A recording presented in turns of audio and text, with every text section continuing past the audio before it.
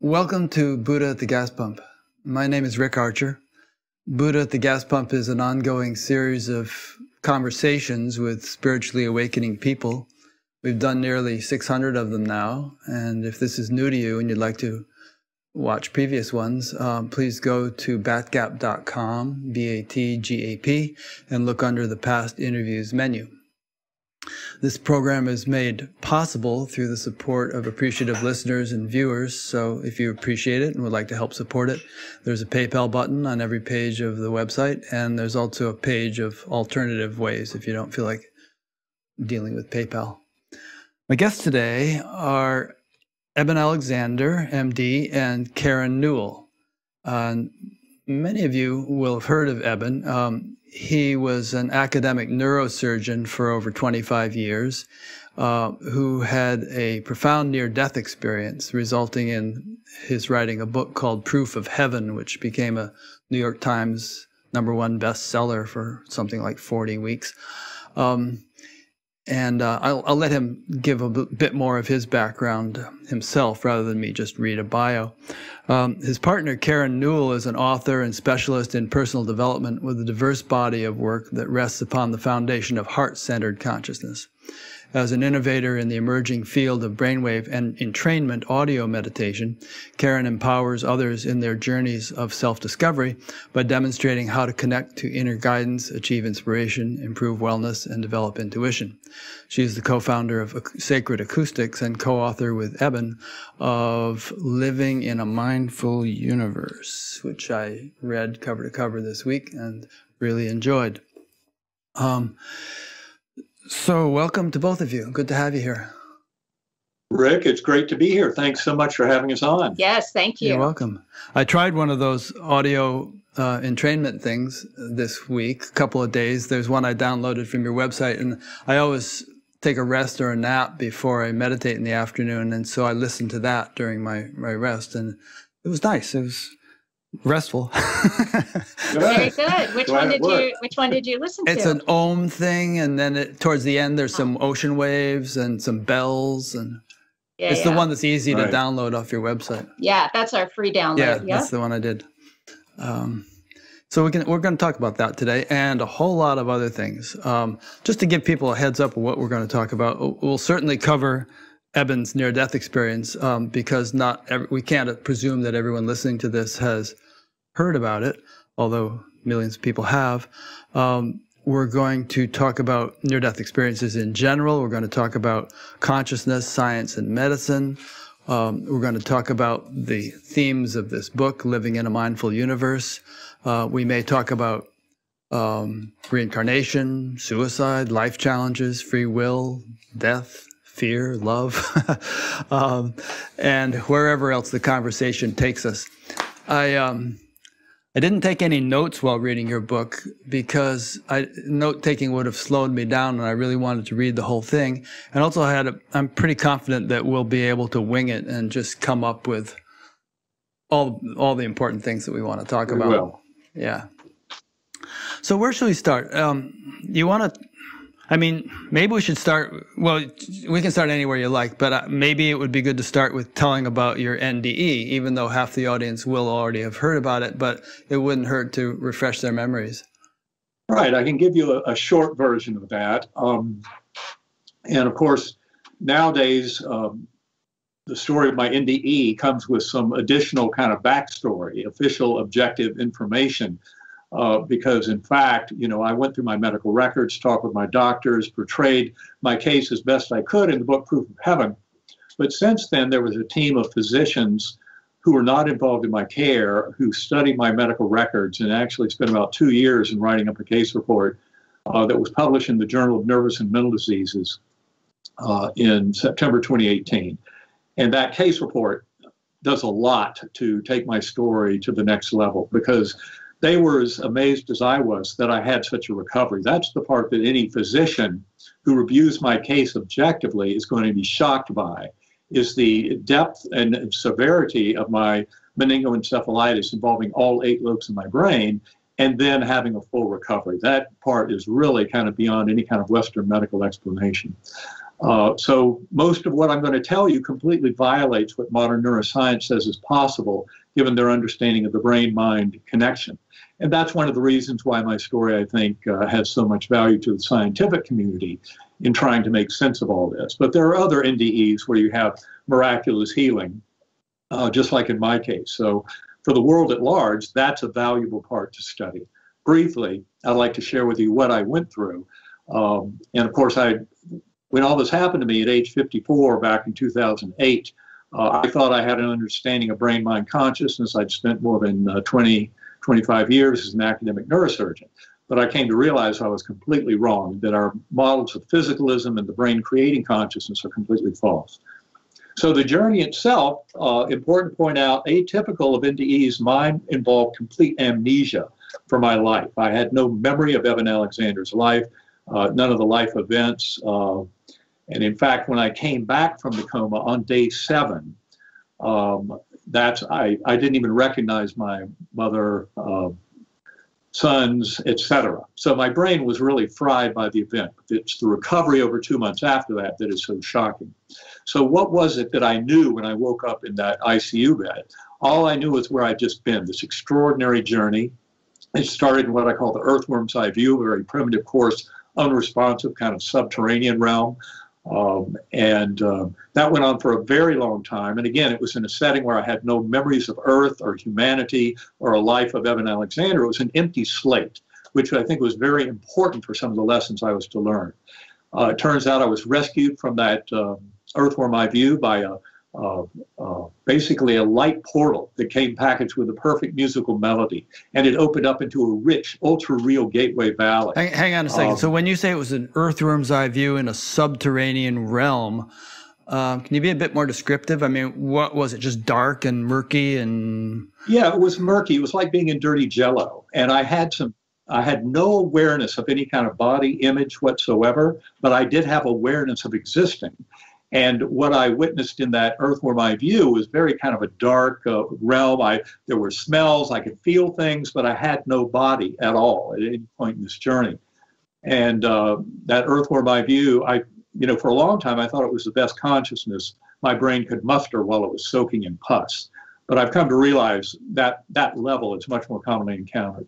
But just to kind of briefly kind of complete the summary, that Gateway Valley, it was rich with Earth-like features. It was much more real than this world. That's the thing that's so surprising to people, is that the ultra reality of these events. They're much more detailed, vivacious, alive, and memorable than most of the events of our life. And by Gateway Valley, you mean the beautiful place that you went to after coming out of the earthworm. Exactly. The Gateway Valley that's kind of the realm where we reunite with our higher soul, with souls of departed loved ones, go through life reviews.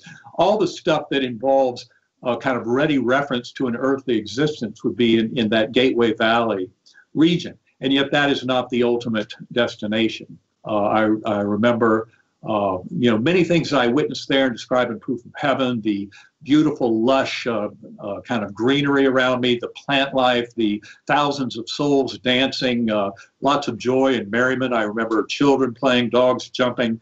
And that was those souls I remember labeling in my writings early on when I came back to this world as souls between lives. It turns out I had a beautiful guardian angel on that butterfly wing that I was riding on through this whole adventure. That guardian angel gave me a telepathic message, very empathic and emotional, of love, of comfort, of oneness, of belonging. And that particular guardian angel was very important in the story Proof of Heaven, and you realize later her importance in showing me the reality of the journey. But that level was only kind of a stepping stone to deeper levels. And I remember seeing all of four-dimensional space-time collapsing down, all of that spiritual realm and what I call deep time, a completely higher order causality of kind of transformation of consciousness, all of that collapsing down. And until I reached what I call the core, this infinite inky blackness, but filled to overflowing with the healing love of that God force at the core of all creation. And in fact, my memory of that core realm was one of Om, of that incredible rich resonance throughout eternity and infinity of that Om sound. That's what I called that deity when I came back to this world. To me, the word God was too puny, a little human word with a lot of baggage to it. Didn't remotely come in to the kind of realm of that incredibly loving sense of that God force at the core realm. And then what would happen is I would cycle. I would be taught many things at all of these levels, but I would spontaneously fall back down to that earthworm eye view. And that was a big mystery. But I learned early on that by remembering the musical notes of the melody, I could conjure up that portal that led me up from the earthworm's eye view into the Gateway Valley. And I would always encounter that beautiful guardian angel on the butterfly wing and many other lessons that would occur in that setting, in that Gateway Valley. But then I would ascend through the musical portal of those angelic choirs above in that Gateway Valley that were emanating chants and anthems and hymns that would just thunder through me and reveal the profound majesty of this incredible loving force of God, and then use that portal yet again to ascend to the core realm. And I went through those levels multiple times. I was always told entering the core, you're not here to stay, you'll be going back. We'll teach you many things. But there finally came a time when trying to conjure up the musical notes of the melody to usher me out of the earthworm's eye view didn't work again.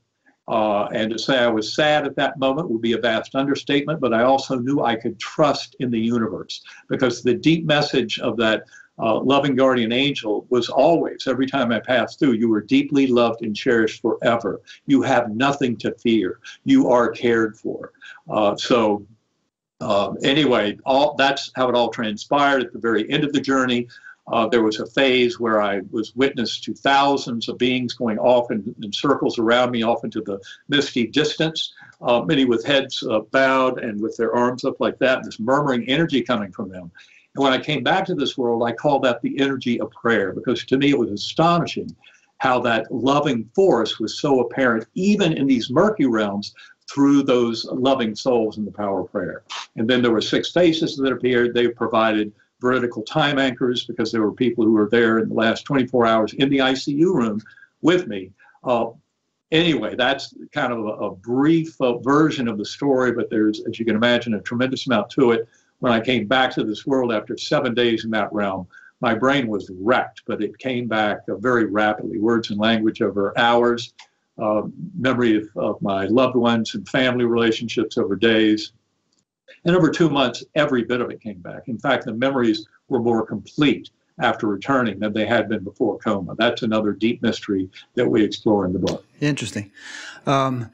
So yes, the book he's referring to again is Proof of Heaven, which people can obviously buy if they want to read it. And there was also a nice talk you gave at a Theosophical Society that I listened to the other day that goes into this in a lot of detail for about an hour and a half. So if people want to hear that, you can, if you just like search on YouTube for Eben Alexander, Proof of Heaven, Theosophical Society or something, it'll come right up. Right. But that was a nice unpacking of the story. So there are a couple thoughts that came as you were saying all this. One is sort of a humorous one, which is that, boy, if we could have a recording of this and send it back in time, prior to your coma and have you listen to it, you would have thought, oh my God, what happened to me? What did somebody slip in my coffee? Well, that's hilarious. Except the reality is that all the data is there. Oh yeah, to fully support the amazing aspects of this. So it's not as if I would dismiss this case as irrelevant. True, you would have had to look at the data, yeah. Yeah, the surrounding data is so shocking, you just have to pay attention to it. So, oh yeah, I mean, I don't have a problem with it all, but I'm always sort of intrigued by the notion of paradigm shift and how people get locked into a certain worldview and what it might take to pry them out of it and all. And nothing better than direct personal experience to pry somebody out. Well, personal experience, that's something Karen and I really focus on in our workshops, because we believe everyone can come to have that kind of personal experience to support this knowledge of kind of the higher realms in our spiritual nature. Yeah. Another thing I found interesting was that you seem to cycle repeatedly through these different levels, and you were in this coma for about a week. So it could be that all this was going on for a long time in Earth time, although I think it must have seemed much longer in your subjective experience. But the cycling is interesting because that's, in a way, that's kind of the way spiritual practice works. You don't do it 24/7. You dip into it and come out and integrate in activity and dip in again and come out. And it's sort of like, it makes the dye of the cloth color fast, as if dipping in dye and bleaching in sun and dipping in dye and bleaching in sun. Eventually the color sticks. So there's something more to be gained by that, I think, than just staying in a certain state. Well, that's a beautiful point. And I think, to me, it's simply, especially discovering that incredible role of what we call music, or vibration or frequency, being what we remember that helps us to actually navigate those realms. To me, that was a very important discovery that is very much related to a lot of the work we do now with Karen and Sacred Acoustics and using sound to get into deep transcendental states. Because sound can be a very effective tool to help engineer these journeys. Yeah. And also that sound, of course, sounds in those realms are not sounds heard with physical ears, just like we don't see with the eyes there. Our ways of knowing are through identification and much grander. That's part of the reason these journeys are so difficult to describe, is because our very modes of knowing are so much more kind of intense and involved with the universe. Yeah. Mantras work on the basis of sound too, not only the ones you chant out loud, but even the ones you think mentally, because thoughts are actually a subtler aspect of the sense of hearing. And so a mantra is a sound which can take you from a grosser level of thinking to subtler and then beyond to the transcendent. But, an external sound such as the how do you pronounce that? Binaural or something? Binaural beats, yeah, can achieve a similar effect. And obviously, everyone's experienced this. I mean, you listen to, I don't know, Beethoven's Fifth Symphony or something, and the sound just transports you to another realm. So sounds are very powerful, and all cultures have recognized this. I remember Mickey Hart, who was the drummer of the Grateful Dead, wrote a book called Drumming on the Edge of Madness, and it was all about how ancient cultures from around the world have used rhythms and drumming to transport people into altered or higher states of consciousness. Right, very much. Well, there's no question that music, sound, vibration can be very important, and binaural beats are a very special form of sound that are dealt with mainly down in the lower brainstem. And that's why I think they can have such a profound role in kind of releasing conscious awareness from the here and now and the kind of illusion of self. Another thing I was wondering as you were recounting that just now is how much your experience concurs with other NDE experiencers and with people like Michael Newton, who wrote about the period that we spend between lives. And we can talk about reincarnation a little bit, but he found through his hypnosis of thousands of people to a period between lives that we sort of go into this realm where we kind of review our lessons from the previous life and prepare for the next one. So anyway, what do you think about that? Well, I think there's a tremendous amount to that. I mean, the whole notion of the life review, of kind of going through the main residual teaching points of one's life, that's been part of near-death experiences going back at least 2,400 years to the time of Plato, when he wrote about Armenian soldier killed in battle, who woke up on the funeral pyre before they burned his body. And his story to his fellow soldiers was, when you die, your life flashes before your eyes, and what you realize is the only thing of real importance is how much love you were able to share with the world. And so the life review, Karen and I often talk about this in our books and our works. The life review is kind of how the golden rule is written into the fabric of the universe. And I would say these experiences very broadly have that kind of life review element. And the interesting thing about the life review is you don't really experience it from your own perspective as much as from the emotional perspective of those around you, affected by your actions and thoughts. And that's where the life review starts to become a beautiful demonstration of how we're all in this together. Yeah. And if we hurt another, we're really hurting ourselves. And so NDEs have a lot to inform this world about how we should treat each other and live these lives. And it really begins with a deeper understanding of that life review. Yeah, I'm sure you're familiar with Danny and Brinkley's story, and he was a sharpshooter in Vietnam and, killed people. And he had 4 near-death experiences, 2 because of lightning strikes, and I think 2 because of heart attacks or something. And in each one, he had to experience what the people connected with the persons he had killed experienced as a result of his having killed them. So in other words, he experienced the ramifications of his actions from the perspective of everyone whom they impacted. Well, I think that's a general feature of life reviews. I mean, the more you kind of study these and come to an understanding of them, it's at a soul level. So really, you're getting at all the ramifications that we normally wouldn't think to kind of connect, and connecting the dots in this world. But that's where the life review goes far beyond simply what you could remember in trying to make amends in your life, but it really goes back into the actual events of your life. Yeah. Which is astonishing. And this is why I often recommend do this as you're going through your life. Realize when you've hurt people, make the amends now, and you won't have to go through all of that at the end of your life because you will already have sort of dealt with it. Yeah, I go through that quite a bit myself, especially sometimes during meditation or something, I'll remember something I did to somebody 50 years ago, and I'll think, oh my God, how could I do that? And I've even actually reached out to a couple of people and apologized for having done those things.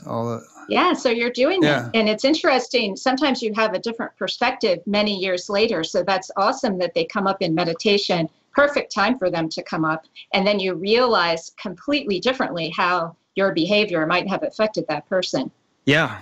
Well, as you know, and as most people listening probably know, when, meditation and practices like that definitely unearths deeper stuff that we've been carrying around. It's been, stored, some scars, they call it in Sanskrit, and kind of works it out. And when enough of it has been worked out, then awakening or realization can occur. But it can't easily occur if we're carrying all that baggage unresolved. It's kind of interesting because this seems to be a natural process at the end of life that we go through, whether we really want to or not. I just finished reading a book by Christopher Kerr, a hospice doctor in Buffalo, called Death is But a Dream. And he talks about the only word he can really use is dream, but they're not really dreams because these people, when they're at the end of their life, start having experiences that are more real than real, just how near-death experiencers describe them.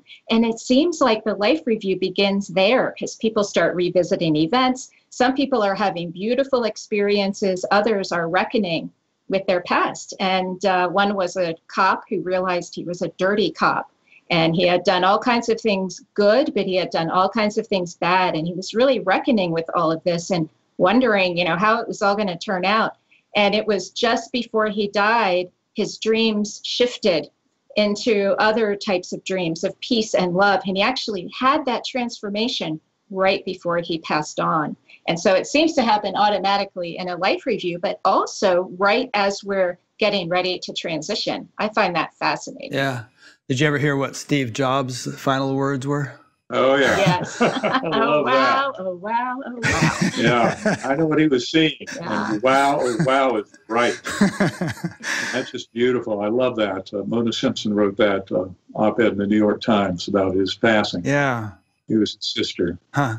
So there's a couple of underlying assumptions that, that everything we're saying is based upon. And, one is that obviously we're more than this physical body, and there's some deeper aspect to our existence that outlives the physical body, and not everybody believes that. I don't know what the percentages are. Do you know what percentage of the general population has that perspective? Well, I think it depends largely on which decade and which survey, but I would say probably more than 50% have had a pretty solid indication through an after-death communication or deathbed vision, shared death experience, what have you, that there's much more to this world than just the physical. Yeah. So it's actually fairly common. In 1984, there was a study, 50% of people who had lost a spouse had a connection with them that made them certain that their spouse had survived. Yeah. So that was way back in 1984. Yeah. So I'm sure it's gone up. And of course, I think staunch materialists would say that this is just wishful thinking. You know, we just sort of want to hang on to these hopes and dreams, but really, when you're dead, you're dead. But when you start looking at the evidence, you find that this is not wishful thinking. For example, I had an after-death dream of my stepfather. It was about a year after he had died and taken his own life. So I was concerned about him, and he showed up in this dream, a different dream, just as that hospice doctor described. It's a little different than, well, actually vastly different than any typical dream. And when I encountered him, we had our, encounter of, yes, you're okay. Yes, everything is fine. But then he also gave me a piece of information about my mother. And he said that she had been dating a man who had been to her home for three different occasions. And he thought that maybe it wasn't a good idea for them to keep seeing each other. And so I spoke to my mother. I didn't speak to her often. We lived in different cities. And she told me when I gave her this information that, in fact, she had been dating a man who had come to the home and picked her up 3 different times. And he turned out to be an old friend from high school. And they both had lost spouses, and they were trying to see if they might get together. And she had just decided, maybe I shouldn't see him anymore. And that's when the message came and validated. So when that kind of thing starts to happen, that's not wishful thinking, this information that you're able to really validate. And that's where those materialists really need to start looking at this evidence and taking it seriously. Yeah. And of course, there are thousands of accounts like that. Thousands. When it happens to you, that's when you know. Yeah. And then, of course, there's, the research of Ian Stevenson and Jim Tucker with, children who remember past lives in detail, and it's possible to go to the village or whatever and corroborate what the kids are saying, which they have no way of knowing otherwise. It's just they're actually remembering this stuff, and they can go there and they can name people and identify objects, all kinds of things. Go ahead. I was just going to say that's a very important body of research. And people can access a lot of that if you go to uvadops.org. That's the University of Virginia Division of Perceptual Studies website. And basically, to cut to the chase, over 6 decades, they've identified more than 2,500 cases of past life memories in children where the best explanation is one of true reincarnation. Of course, they originally thought they would just disprove all these cases, but no. What happened was there was too much evidence supporting true reincarnation. I think you cannot possibly discuss consciousness in the current era, as a scientist or philosopher, without having a ready knowledge of that data that Ian Stevenson and now Jim Tucker have uncovered. It's astonishing, and very strong support of the reality of the primacy of consciousness. And what I love is how Ian started with the Indian type cultures, the societies that already sort of believed in reincarnation, where these stories were more common.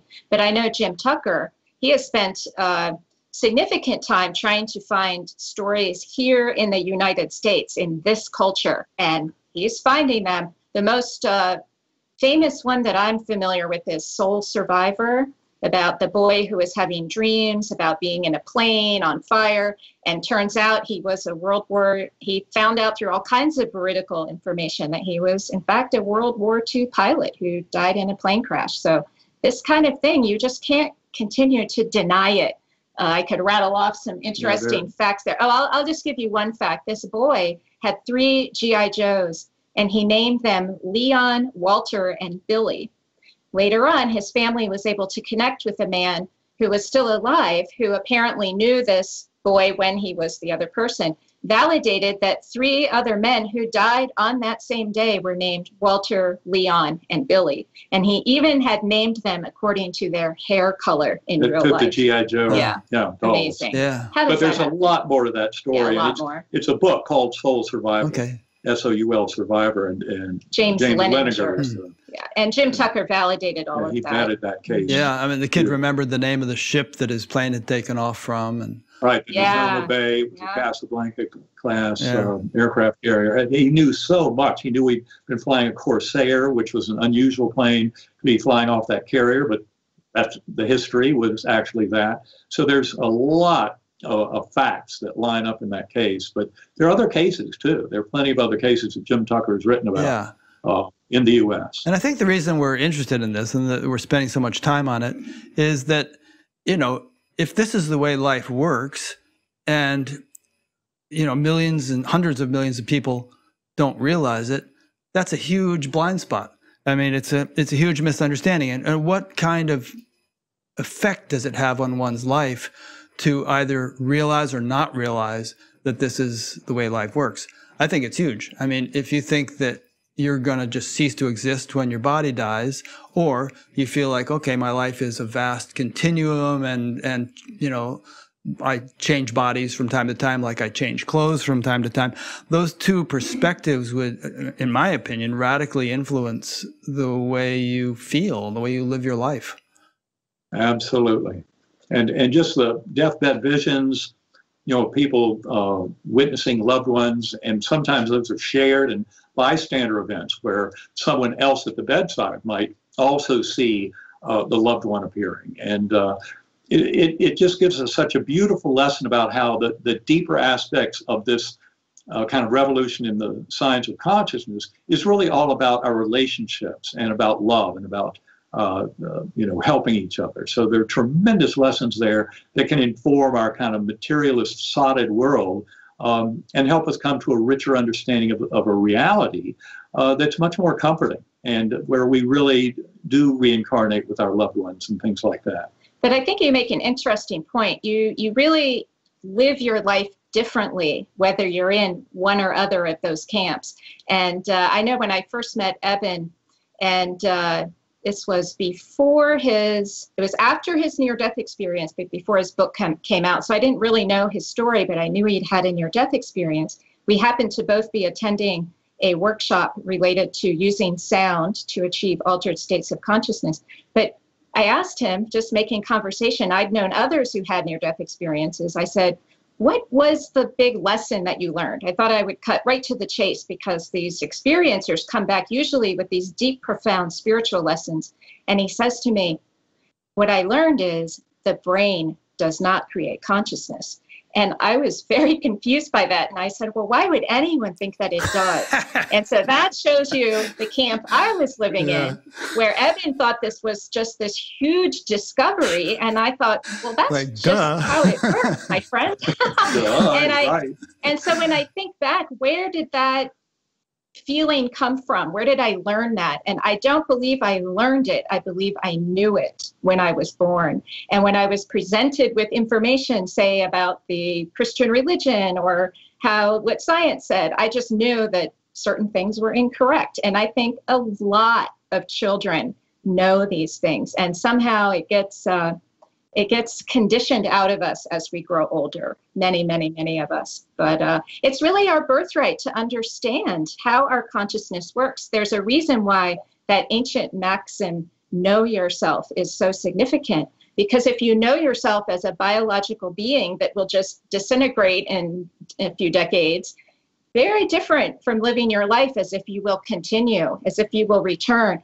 My father was telling me how concerned he was about climate change because of his children, his grandchildren, and now he has a great-grandchild, my grandson. And he's so worried. And I said, but Dad, you're going to come back too. You're going to have to come back and see what we've done with this world at some point. And so wouldn't you want to be concerned about the earth for your own reasons, so that when we come back again and again, we still have this beautiful place to really learn these lessons of love and life. And he said, no, I'm going to open a beach resort in Antarctica. Actually, my dad has a very skeptical mind, but the one thing, he's a military officer, but the one thing that he believes is that he believes he has past life memories of living in Scotland for whatever reason. He's pretty certain he has this connection to it. And so that feeling is really what convinces people, whether they talked about it or not with their friends. Many people walk around knowing this, but they don't necessarily reside in company that wants to hear about it. Yeah. So several threads here we could pursue. Another one is that, we could think of life as having strata, and there's the grossest, most superficial, most obvious level, and everyone perceives that. But then there are subtler levels, which the subtler you go, the fewer people perceive them. And so we could sort of understand the spiritual enterprise as being the exploration of all these various strata and the incorporation of them into our ordinary everyday awareness. And, go ahead. Just one model we've discussed along those lines is really 3 strata or 3 realms. The physical realm, which is that gross realm you spoke of.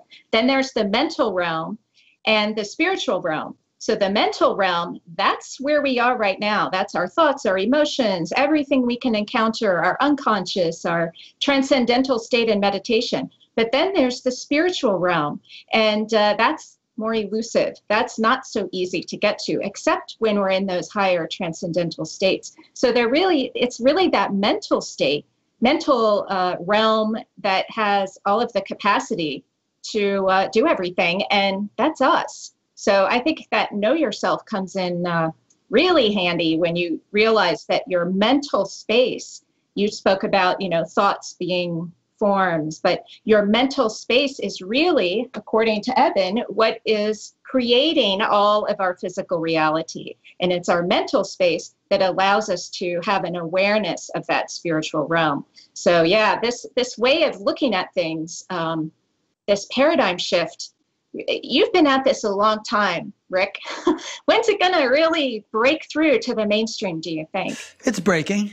If you compare where things are now to where they were in the 60s or early 70s, there's been huge progress. A lot of the things we're discussing here were very unfamiliar to most people 50 years ago, but, now they're more or less mainstream. I mean, Eben's book was on the bestseller list for 40 weeks, and a lot of books like it have been, and there's all kinds of things on TV and everything. So it's, and all kinds of great movies that explore these themes. So it's really seeping into the popular culture. It's happening. Yeah. We're probably in the midst of it and just don't realize. And of course, you got to remember there's also a background of experiencers. So people out there literally by the millions having these experiences and kind of coming back shocked, but often not willing to tell people. That was one of the main reasons I wrote Proof of Heaven, was I wanted to take the lid off so that the medical profession, for one, would take these seriously, but also other people would too, so they'd share their stories more, because the more we can do that, allow all the people who have these experiences to talk about them and honor them as experiences that tell us something about humanity at a very deep level. I think that's what will help the world to change. It's just that natural background incidence of these extraordinary experiences. Yeah. And I think it's more than just on the level of talking, because I think when people have these subtle experiences, or when they, meditate or do whatever they do, it kind of enlivens the morphogenetic field, to quote Rupert Sheldrake. It somehow saturates the subtle atmosphere with just a little bit more whatever, and it kind of, one way of looking at it is, well, let's use the metaphor of a forest. So every time somebody has one of these experiences, whether through a spiritual practice or an NDE or whatever, I think it kind of fertilizes the ground of the forest, and then all the plants are a little bit more nourished, and they can grow a little bit more vibrantly and healthily.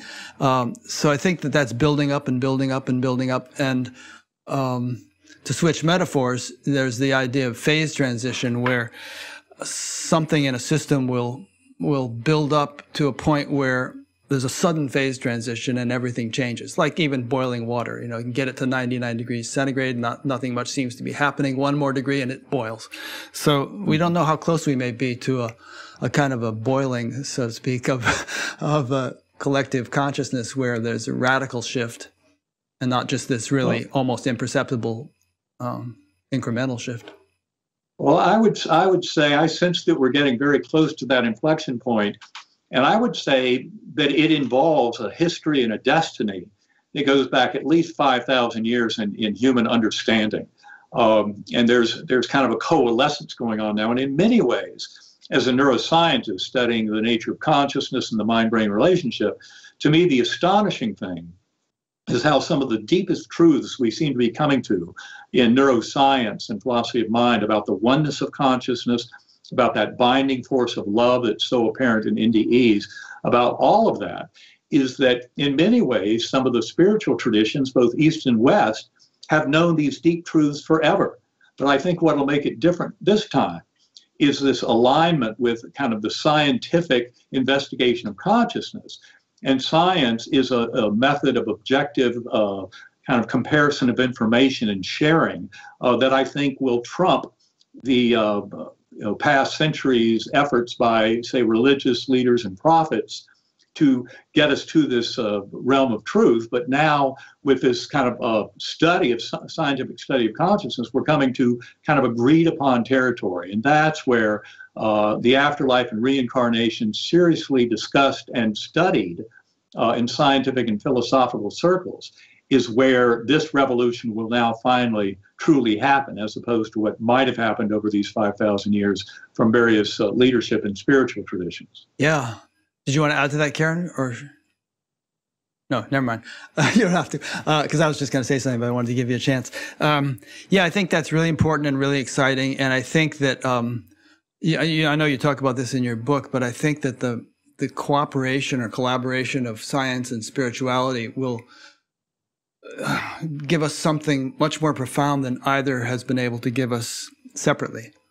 It's interesting. Eben and I were just speaking about this morning, how some modern clergy, some modern ministers kind of doubt the reality of God and the afterlife. That's how powerful the materialist culture has really been, because they don't have that support. And so if science can come out and really support that this is real, there should be a renaissance around it all. Not necessarily religion, but this spiritual but not religious kind of thing that's taking on more and more. Yeah, and it is happening. And, there are a number of organizations like the Galileo Foundation and the Science and Medical Network and the, Institute of Noetic Sciences and all the Science and Non-Duality Conference and all kinds of things that discuss this kind of stuff and popularize these ideas. And then naturally there's a whole faction that have their heels dug in and, and resist this sort of notion. But that's kind of typical of the history of development of ideas in the world. Well, I would say the kind of in science, in the world of science and philosophy, what it really boils down to is whether someone is basically a Newtonian determinist who thinks, okay, the brain creates all conscious phenomena and that the brain behaves like a Newtonian system of billiard balls and all that. That's where they get misled, is they're still living in a model of science that's been disproven for more than 80 years now through quantum physics and the emerging kind of world of quantum mechanics, which very clearly opens up fully, not only to allow for the reality of an afterlife and reincarnation, but in many ways to insist on it because of what modern quantum physics says about the nature of reality and consciousness for a sentient being, going all the way back, say, to John Wheeler's participatory anthropic principle. He was the head of physics at Princeton. He talked about how astonishing it was, this feature of contextuality, where the mental processes of the investigating scientist actually play such a deep role in what emerges in the results of the experiments. You cannot deny the kind of prime role of that mental layer of the universe. And that's where I would say, I love that quote from Werner Heisenberg, who won the Nobel Prize in 1932 for his foundational work as a father of quantum physics. And he said, your first sip from the glass of natural sciences will lead you towards atheism, but at the bottom of the glass, God is waiting for you. And that is absolutely the deep truth of quantum physics, and the people who have resisted so hard in the scientific community keep insisting on explanations of, say, the measurement paradox in quantum physics by assuming infinite parallel universes. And to them, that works just fine, and it gets rid of having to invoke consciousness. But infinite parallel universes doesn't seem to be the world we really live in. And so the alternate answer that makes much more sense is objective idealism. that is the primacy of consciousness in the universe, and that sentient beings simply have access to that mental layer of information assimilation and integration.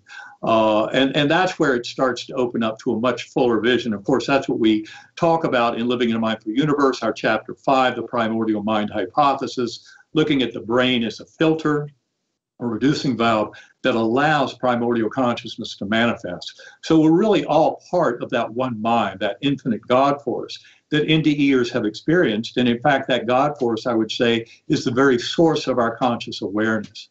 And so really this is a journey of discovering a much richer kind of relationship with the mind of the universe.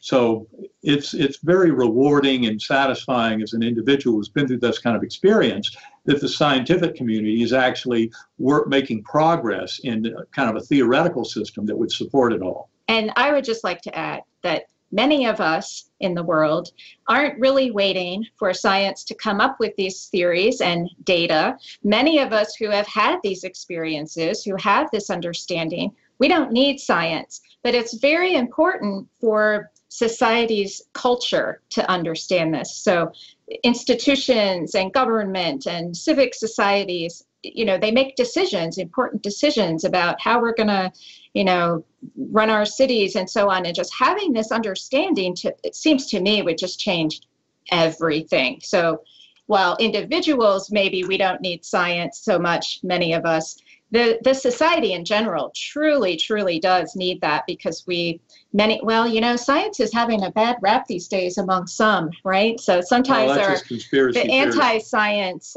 crowd is out there, but most of the secular society trusts science to tell us. And if science can come through there, which I think they are. I believed ever since, you know, months after my experience that these kind of questions are part of the scientific paradigm. I mean, one example of that is all the recent studies in the last 8 years using functional MRI to look at the brain of people under the influence of psilocybin or LSD or DMT, you know, these powerful psychedelic substances and plant medicines. And what you find is the brain gets less active. It goes dark.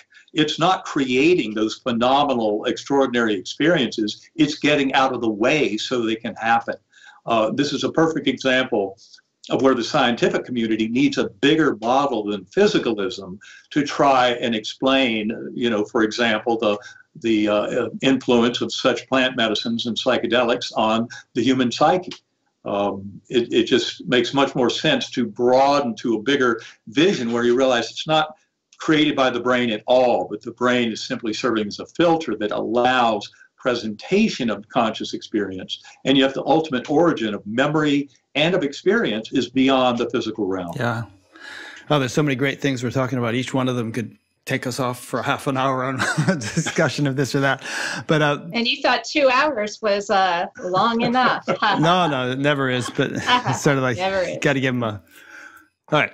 So one thing is you're talking a minute ago about this infinite parallel universes thing, and I was reminded of the word parsimonious, which I learned from Bernardo Kastrup. I hadn't really been familiar with the word before, but it just means, you know, the simplest, most elegant explanation of a thing. And it reminds me also of, you know, medieval astronomy, where they thought the Earth was the center of everything, and they had to really do backflips to understand why the planets moved as they did, with taking all these little extra loops and doing all these strange things. It didn't make sense. But obviously when you put the sun in the center, the planets just fell into these beautiful elliptical orbits. So it's kind of funny how, you know, materialists struggle and strain to come up with extremely unparsimonious, unsimple, unelegant explanations of how consciousness relates to the brain, where a so much simpler explanation is just that the brain is like a transmitter receiver radio. It just, you know, a radio intermediates with the electromagnetic field, which is more or less everywhere, and the brain does that with consciousness, and boom, it's such a simple explanation. Right. And that's where I think the science is, you know, finally starting the evidence is there for that. Yeah, the evidence is overwhelming. In fact, the biggest problem of looking at our culture and society in terms of this debate, and especially for people out there who think, oh, well, real scientists will tell you NDEs are possible because that implies, some kind of spirit or consciousness independent of the brain. Well, that's the fact. That's actually what the empirical data shows us. And the good news is that the scientific world is coming up with ways to make plenty of sense of all this. And some of the scientific world. The organizations Rick just read. Yeah, like GalileoCommission.org, as you point out, Noetic.org, the Institute of Noetic Sciences. These are beautiful, reputable scientific organizations that have a lot to say about this because they study the evidence. In fact, I've come to realize that those out there in the kind of lay press and scientific community who claim to have contrary evidence to all this, most likely are pseudo-skeptics. They've already made up their mind. They're not willing. They don't care about empirical data and about rational argument. They simply have made up their mind that these things are impossible because the physicalist model must be true. And that's where I think the world is certainly growing beyond that kind of simplistic nonsense of the debunkers and deniers of the pseudo-skeptical camp. Yeah. And, my attitude towards those people is not altogether unappreciative. Like, I've read most of Sam Harris's books and I've been listening to his podcast for years, and he's a brilliant guy. I would be totally intimidated to interview. He'd probably make mincemeat of me. But, he's just locked into this way of materialist thinking. Despite all of his spiritual exploration and psychedelic exploration, he somehow hung on to that. And one thing I read in one of his books was that he and he may have grown since then. Forget which the one we have. About Waking Up. Waking Up. He speaks of one very specific Buddhist practice that's allowable, and all the rest are not allowable. By whom? In his mind. Who said they're not allowed? Sam Harris. Oh, Sam, okay. Sam defined it. He found the technique that worked for him, which I maintain we're all going to find a slightly different kind of combination of techniques that work the best. He found the technique that worked for him and then claimed that was the only technique that the rest of us could use. I thought that was kind of fundamentalist. Pretty narrow. Yeah. Go ahead.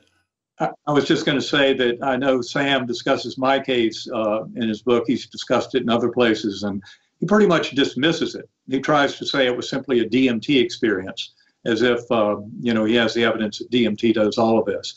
But it's really... But not to take away from your point that Sam does bring some value to the world, even though we're picking on him for these things. Yeah, I agree. He does. I think, for example, his critique of my case that Sam did in his podcast pales when you compare it, for example, to Bernardo Kastrup and the way he treated my case. And he completely eviscerated Sam Harris's analysis of my case, tore it apart, based on very factual and modern scientific arguments. So it's a shame that Sam Harris, claiming to be a neuroscientist, a lot of people pay attention to what he says, and he's certainly entitled to his opinion. But I think if you read Bernardo Kastrup's criticism on Bernardo's blog at bernardokastrup.com of Sam Harris, the way he had kind of attacked me, you realize how weak Sam Harris's position is and how poorly thought. I should read that.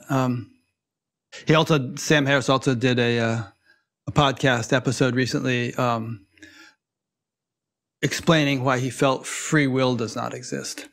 It was really detailed. That's a materialist. It really was, but as I listened, it was all of his arguments were predicated on what I would consider fundamental misunderstandings. For instance, he would say, well, you can't choose your parents, obviously, so that's one. And I thought, of course you do. Yes, you do. Yeah, absolutely. It's funny. It goes back to do you believe in, we disintegrate at the end of life, or do we continue? It goes back to that. In the scientific world, you can have these other types of assumptions that take you way down the road, like only the physical world is real. You don't choose your parents. I love that he said that, because we know, of course we choose our parents. Yeah, there's so much more going on when you study this bigger, world of consciousness studies, like the reincarnation work and the serious afterlife work, and all of the work in say from Stan Grof and Michael Newton, Brian Weiss, about transpersonal psychology, You know, the whole realization that to fully explain the events that our psyche is involved in a human life, we have to realize that the soul has been through other facets of existence, other lifetimes, to contribute to the issues involved in this lifetime. So in other words, you come into this world kind of packed with the prior history. So it's not just nature and nurture, as I used to believe, you know, the DNA of nature and the nurture of your upbringing, but that there are other features involved. And I'd say an astonishing feature of all of this is what I call programmed forgetting. That, you know, sitting here in our bodies in this kind of mental state, we don't necessarily have ready access to all those memories of past lives. It takes real work to uncover them. Just as Jim Tucker and Ian Stevenson would tell you about past life memories in children, you have to harvest them before age 5 or 6, because after that, they're natural processes where they get covered over. So you don't, as an adult, generally remember all about between lives and past lives that you do when you're a young child. And so this program forgetting, I think, is kind of built into the system, just like we don't remember our dreams for most of us, even though dreams and sleep are critical. You'll die in a few weeks if you're unable to sleep and dream. And yet, you know, we don't remember the content. And likewise, the way the system is set up, we're supposed to live these lives without necessarily having all that ready access to that information. That's where meditation, centering prayer, hypnotic regression, all these techniques of kind of uncovering, removing those overlying layers can be so helpful. Yeah. 2 points. One is that, you know, what we were just saying a minute ago kind of loops back to what we were saying in the beginning, where having an understanding of the kind of stuff we're talking about has a huge impact on one's orientation to life. I think it also has a huge impact on a scientist's orientation to how he pursues knowledge, because, you know, if your starting assumptions are erroneous, then, you know, it's like if it's like you're not aiming the arrow at the target. There's no way you're going to hit it. Right. So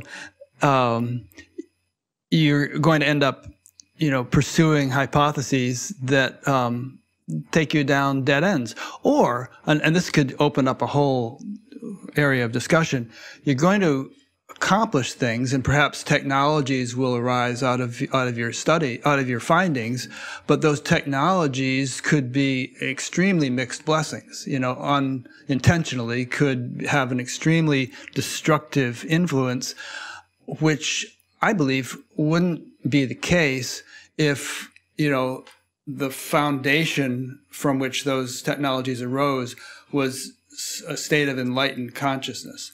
We can flesh that out in some detail. Well, we can do it right now if you want to.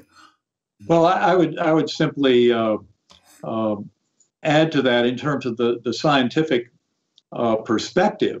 From my point of view, one of the biggest challenges of quantum physics and of the modern scientific world understanding the deepest lessons it's trying to teach us is this refusal by materialist scientists to acknowledge the reality of the mental realm, of mind, of the kind of realm of consciousness as having its own fundamental existence. Because quantum physics pretty readily starts to resolve and become more understandable when you realize there's this top-down causal principle from the mental layer of the universe. Spiritual, mental, right. Physical. That it originates in the spiritual level of oneness, of connection, where we all have kind of similar purpose, and we're all in this together to help each other grow and live and learn and transform in these bodies in this material existence. And that's where I think you're exactly right, that the assumptions, if they're false, if they're off target, all that does is lead to a life of misery trying to connect the dots. You mean like you before your coma? Like me before my coma, exactly. Like all of neuroscience that's still stuck in physicalism and believing the brain is the creator of consciousness. Of course not. And the evidence is all over that with this broader model of primordial mind and consciousness, as we discussed in Living in a Mindful Universe with that primordial mind hypothesis, looking at the brain as a filter and consciousness as a fundamental property of the universe, that's a very facile explanation for the measurement paradox in quantum physics and helps us move to a whole other level of understanding. So those false assumptions can be very damaging, and they're especially bad for individuals who have had their own experiences showing them the bigger aspects of the spiritual realm and their involvement with the universe at that level, and yet they come back and try and share or tell their story or fit it in with a scientific community and find that some in the materialist scientific camp are trying to refute it because it's impossible. So no, it's not impossible. This is what most human experiences involve, and the science needs to grow up to explain that. And quantum physics takes us a long way towards that growing up. But it's not that infinite parallel universe explanation as much as, for those who want the quantum physics, I would steer you to Carlo Rovelli's relational interpretation modified by Bernardo Kastrup's metaphysics, and you'll start to realize how all of it makes sense, especially if you combine it with our use of filter theory in Living in a Mindful Universe. You see how all of that can fit together and explain all this much more readily and allow fully for free will. For those listening, I've interviewed Bernardo a couple of times, so you'll find him in the past interviews section if you want to check him out. Why do you think it is that materialists or physicalists are so entrenched and so fearful and so defensive about the kind of perspective we're discussing here? I mean, what have they got to lose if they were to shift to this perspective? Why are they hanging on for dear life? I think from their perspective, they have a lot to lose, especially those who are journalists, who are scientific and academic writers. They may have spent decades writing about all of this. For example, Christoph Koch spending all those decades studying memory in mouse brains, assuming that memories are stored in the human brain in the same way.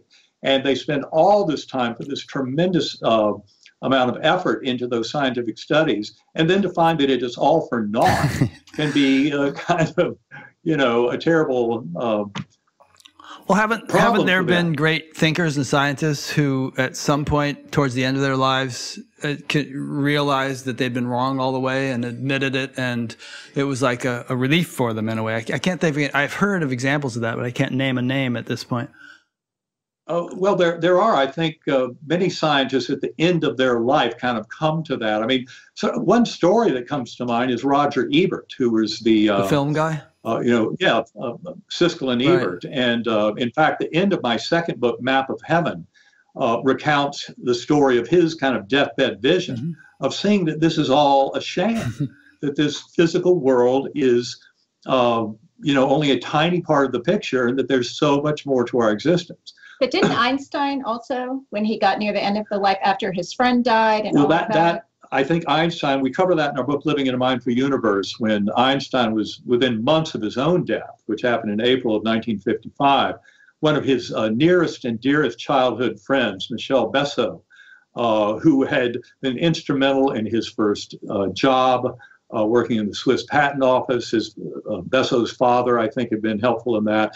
But the reality is that Einstein, there's a beautiful quote from him where he says that time, to those of us who study physics, and I'm paraphrasing here, but he said time is simply an illusion. The past and future are a very persistent illusion, but that this friend of his who had passed a little bit before him, he said that's of no real concern, because he realized there were deeper aspects of this universe, that time flow as we saw it in the material world as we saw it was not the be-all and end-all. And he sensed in that quote, you can tell that Einstein is kind of teasing the idea that he and his friend Michel Besso will be together again in an afterlife.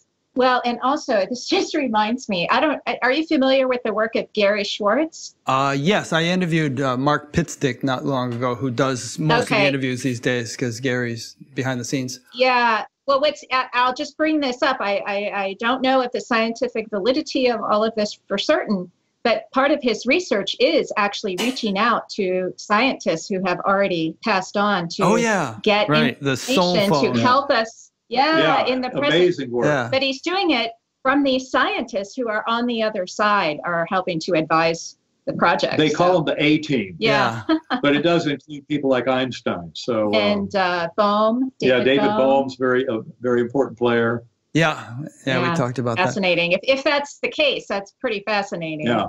Yeah, and with a point like that, I mean, my attitude is I give everybody the benefit of the doubt, but I take everybody with a grain of salt, and proportions vary, So Right. I hear something like that, and I think, yeah, maybe. I don't know. Like, it's not like I'm just going to sort of believe it hook, line, and sinker, but it's an interesting Right.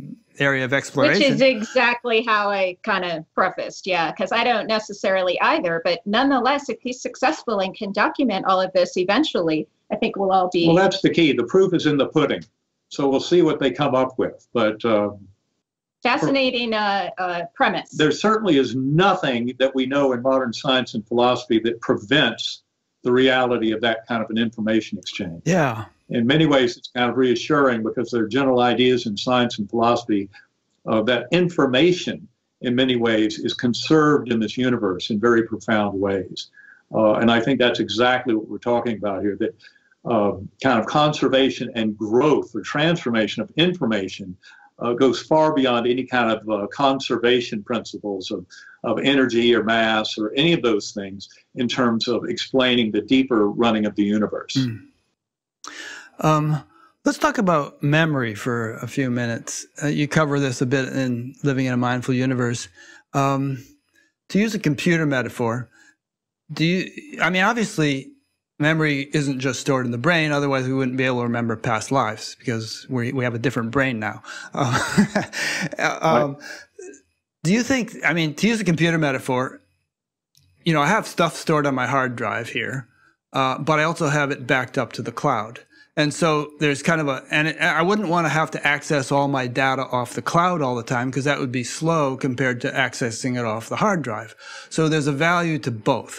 Do you think that there's something like that going on where things are stored in the brain in some way that we don't understand, but they're also stored in the cloud? Or maybe some things are stored here and some things are not because some things aren't worth storing in the cloud or whatever. Well, go ahead. I can tell you, looking at it as a neurosurgeon and being aware of all the work over the last century and a half by neurosurgeons to tease out this issue of memory in the brain. And in our book, Living in a Mindful Universe, we talk a lot about the contributions of Dr. Wilder Penfield, who's one of the most renowned and respected neurosurgeons of the 20th century. He was Canadian, spent a tremendous amount of his career electrically stimulating the brain in awake patients. Now, I've done hundreds of those cases myself, so I know all about the technical details of how it's done and what the potentials are. But I certainly defer to his kind of scientific expertise because he made a career of this.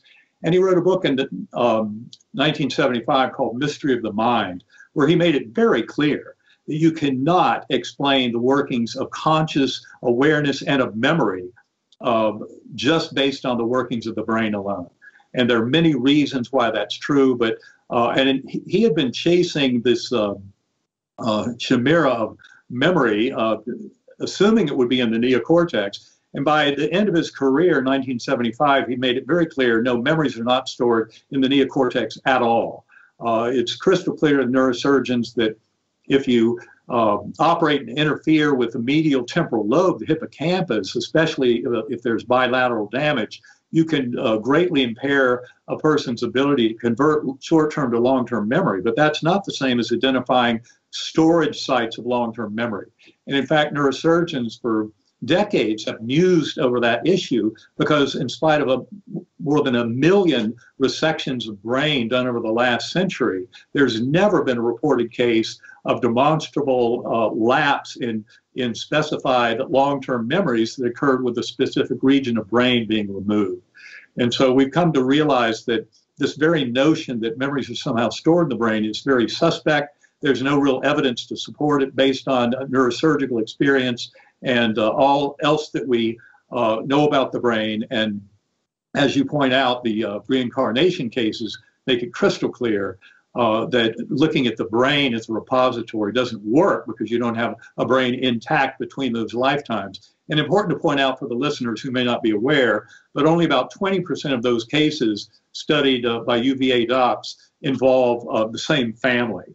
So the majority of them would not be any kind of hereditary DNA type memory transfer either.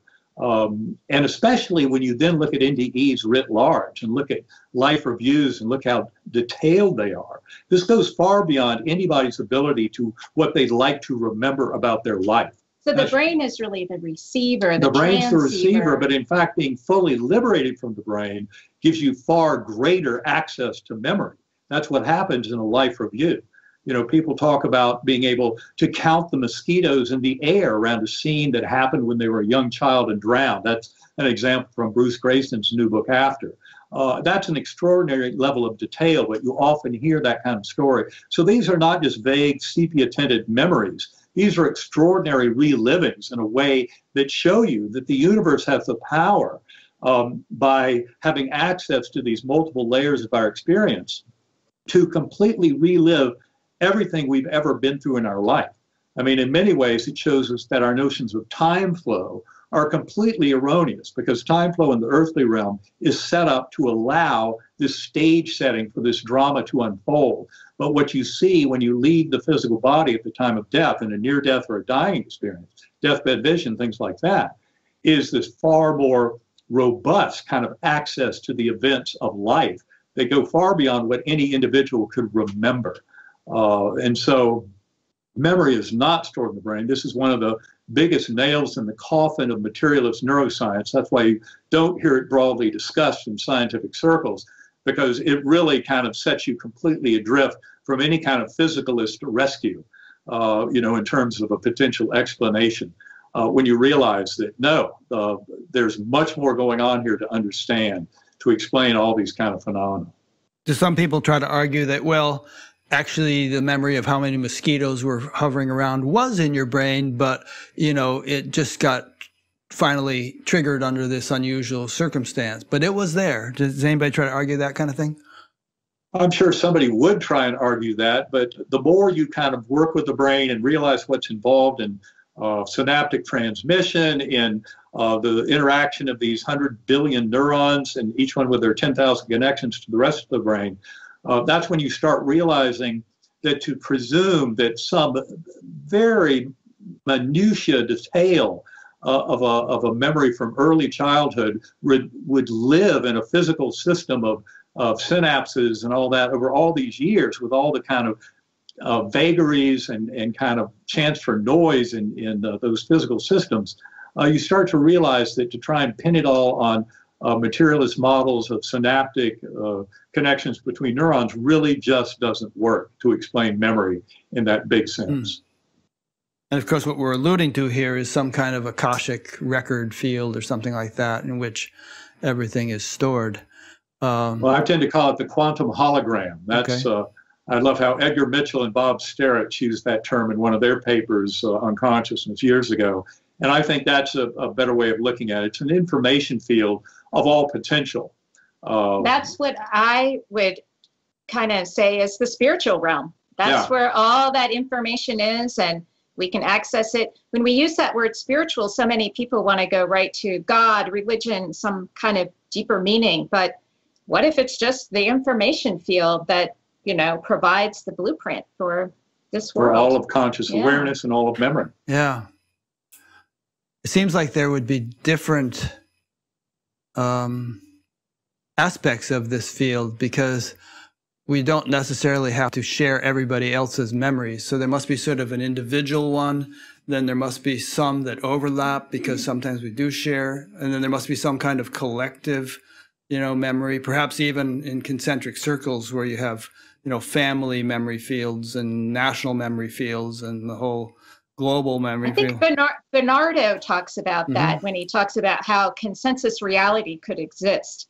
And that's where all of us kind of agree on some level that mountains are a mountain. Well, I think you're right. I like to look at it as we're kind of like drops falling in the ocean, and yet there's a certain viscosity to those drops, so that they tend to kind of stay together. There's a sense of information interrelationship, I'll say. Or resonance. Yeah, resonance, kind of like constructive interference or what have you of information that allows us to identify with energy signatures in that spiritual realm of close kind of relatives and soulmates and that kind of thing. So we can tend to recognize them in that space through this kind of overlap of energy signature. And yet, there's that broad kind of spreading out. Not even just recognized, but being drawn to. Being drawn to in many ways. Yeah, I think that those principles are very operative in that kind of quantum hologram. And that's how kind of souls identify in their journey as they relate to certain souls. I mean, to me, one of the kind of a sidelight that makes the point here is if you look at Windbridge.org, and that's a group that scientifically studies psychic mediums. Julie Beischel, and they validate Julie Beischel, et cetera. And you look at their quintuply blinded protocols for assessing mediums, where basically the medium only gets a first name, Ralph. And then somehow the medium is able to track through their processes and get to the correct Ralph in the afterlife.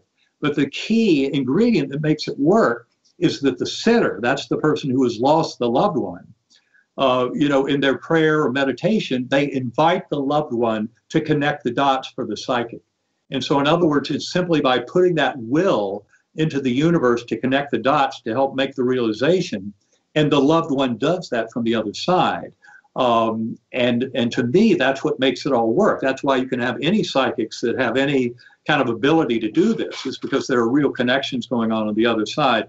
And so my point is simply that shows you this kind of power of resonance and of familiarity, and how these soul lines can actually direct their kind of understanding and relationships and come to a deeper knowing. So it's not just a raindrop falling into the ocean and diffusely spreading into all of consciousness in that primordial mind, but actually having some viscosity that preserves relationships between incarnations for the benefit of soul groups that are growing through these multiple incarnations. Mm-hmm. I think one key point that is integral to the teaching of Vedanta and many other schools of thought is that, and we've kind of touched on it, but it might be good to hit it more clearly, is that we have a subtle body in addition to our gross body. And it's kind of like a Russian dolls thing where the subtle body is contained within the gross body, but can also become independent of it, and as happens in an out-of-body experience, and as happens when the gross body dies. It's like when the gross body dies, it's considered in the Vedantic model only one of 5 different sheaths, and so now we have 4 sheaths instead of 5 because the gross body died. So that explanation helps a lot in terms of understanding how the soul, which I guess you could call this subtle body, migrates from life to life or retains memories or anything like that. And to my way of thinking, it's not a really weird, far-fetched idea. It just sort of fits in with everything else. Yeah, I think that makes perfect sense. But again, it's this notion of seeing that there's kind of an essence of our soul that goes through these multiple lifetimes in a process of growth and transformation, I would add. So from our point of view, this notion of reincarnation is not about trying to get off the wheel of suffering, after multiple incarnations, but that the goal is actually of growth and transformation. I would say the big picture view would be that Pierre Teilhard de Chardin, who wrote his book, The Phenomenon of Man in the mid-20th century, he was a scientist, a paleontologist. He was also a French Jesuit priest, so spiritually advanced. And he realized that this talk of evolution, of Darwinian evolution, as it was discussed in the mid-20th century, actually had a bigger context in which all of consciousness was doing the evolving. And I think that essentially is what's truly going on. And so just like that old saying in realist, in politics, all politics is local. Well, likewise, all evolution of consciousness of the universe is nothing more than individual sentient beings coming into a deeper understanding of their own purpose for being in relationship with the universe. But I just want to add that this evolution we don't think of as a linear evolution going from primitive to advanced, but a cyclical evolution.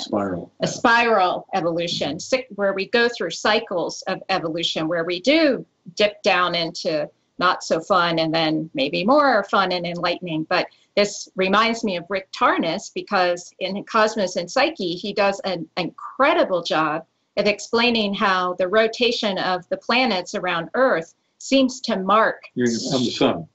Around the sun. Thanks, Evan. It's good to have it. Flashback to her medieval lifetime. She has a memory of when she discovered. No. I have this weird verbal dyslexia. So thank you, Evan. Anyway, so Rick Tarnas has marked these cycles that seem to match up with the cycles of the planets around the sun.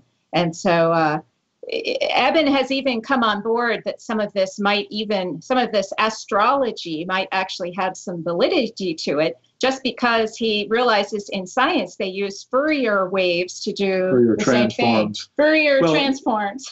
I mean, basically, it just has to do with understanding those deeper relationships, and not just the Fourier transforms, but how you use Fourier transforms to predict cycles. Right. Well, I mean, just accepting that there are cycles, large and small, that involve individuals, their lifetimes, and involve societies, ethnic groups.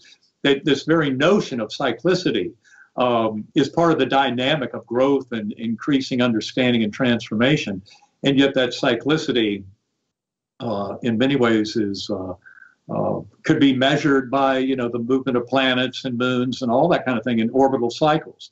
They're all just harmonic oscillators. So in many ways, you can look at astrology as simply being an admission that these oscillating patterns that manifest in human existence at various levels are oscillations, and you can measure them with any clock, and that includes anything that's cycling and orbiting. And we can look at this in our own lives, really, because we all have patterns in our relationships, patterns in the job we hold or something, and certain troublesome issues that we think we might have resolved early in life seem to come back to us. And in a different form. Yeah, and then we have an opportunity to address it in a different fashion. So if you look at that from an individual perspective, we can see that easily in our lives, and yet from a larger perspective, that could absolutely be what's going on. And it speaks to the holographic principle, where everything in the whole can be found in the piece, right? So if our individual lives work that way, why wouldn't all of the evolution of consciousness work in the same sort of cyclical fashion?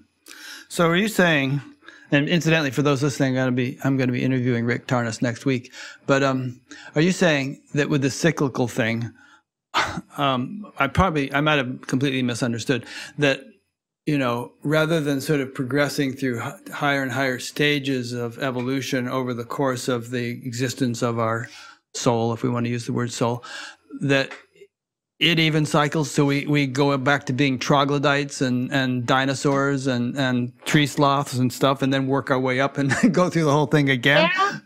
In theory, yeah. But can I just mention the yuga cycles of the Hindu tradition speaks of, there's different interpretations of how many years this cycle is, but the one I'm speaking of is roughly a 24,000 year cycle, which just happens to match up with the astronomical precession of the equinoxes. So the Yuga cycle does have us moving from a very spiritual higher realm. And of course, the Greeks talked about that golden age. Many cultures talked about this golden age, and that we seem to have lost knowledge. And then you go all the way into the dark ages. That's where it's in a book called The Yugas, where two people really go through all of this. But the dark ages were really the bottom of that material realm. And now we're on our way back up to that spiritual. But each time we go through that cycle, in theory, we're doing a little bit better job.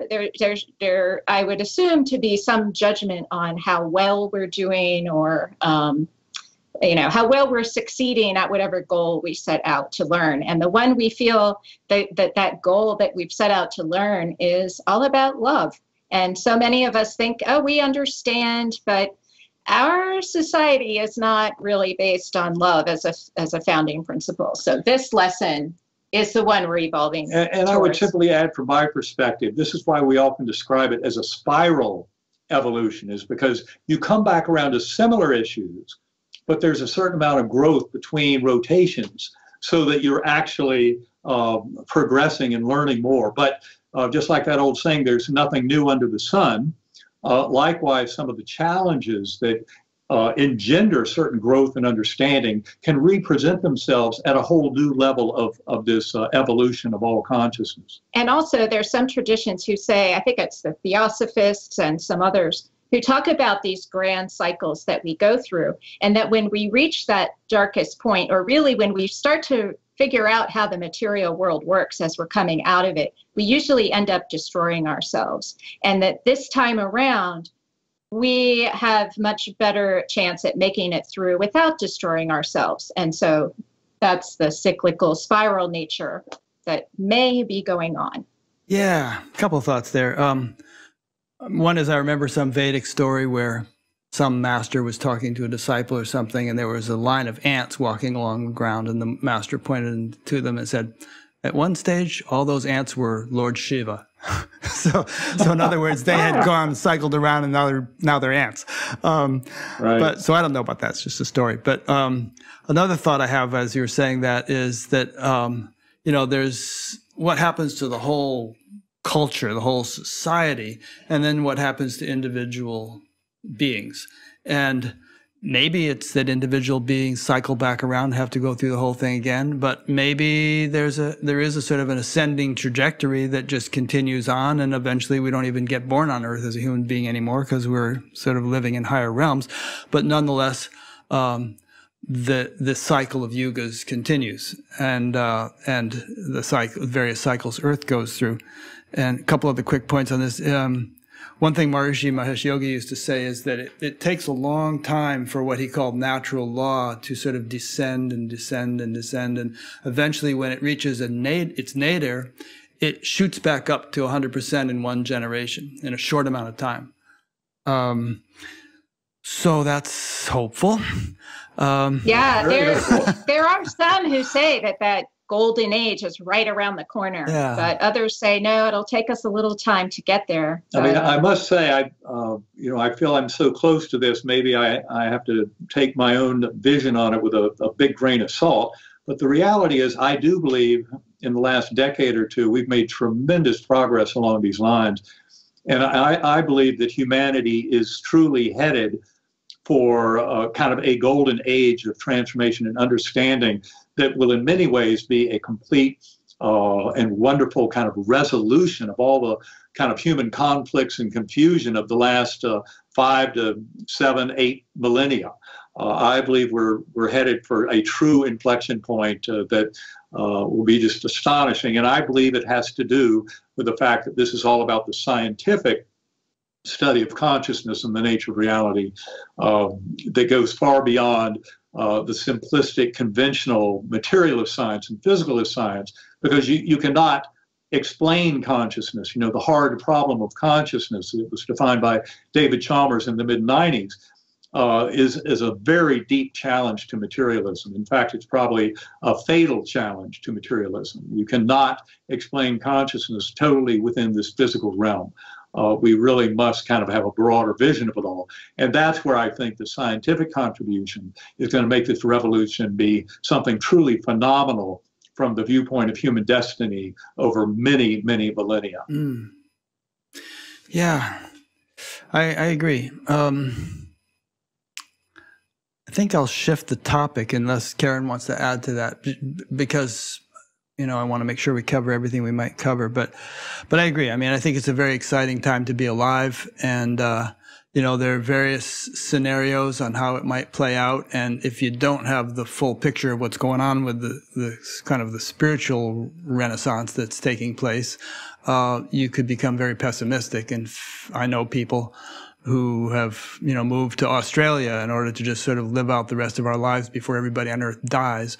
But I somehow think that God has a few tricks up his sleeve, and that this sort of spiritual epidemic, which seems to be welling up, is the perfect and essential kind of antidote to what ails us, and that it may just save the day in ways that we can't fully, elaborate yet.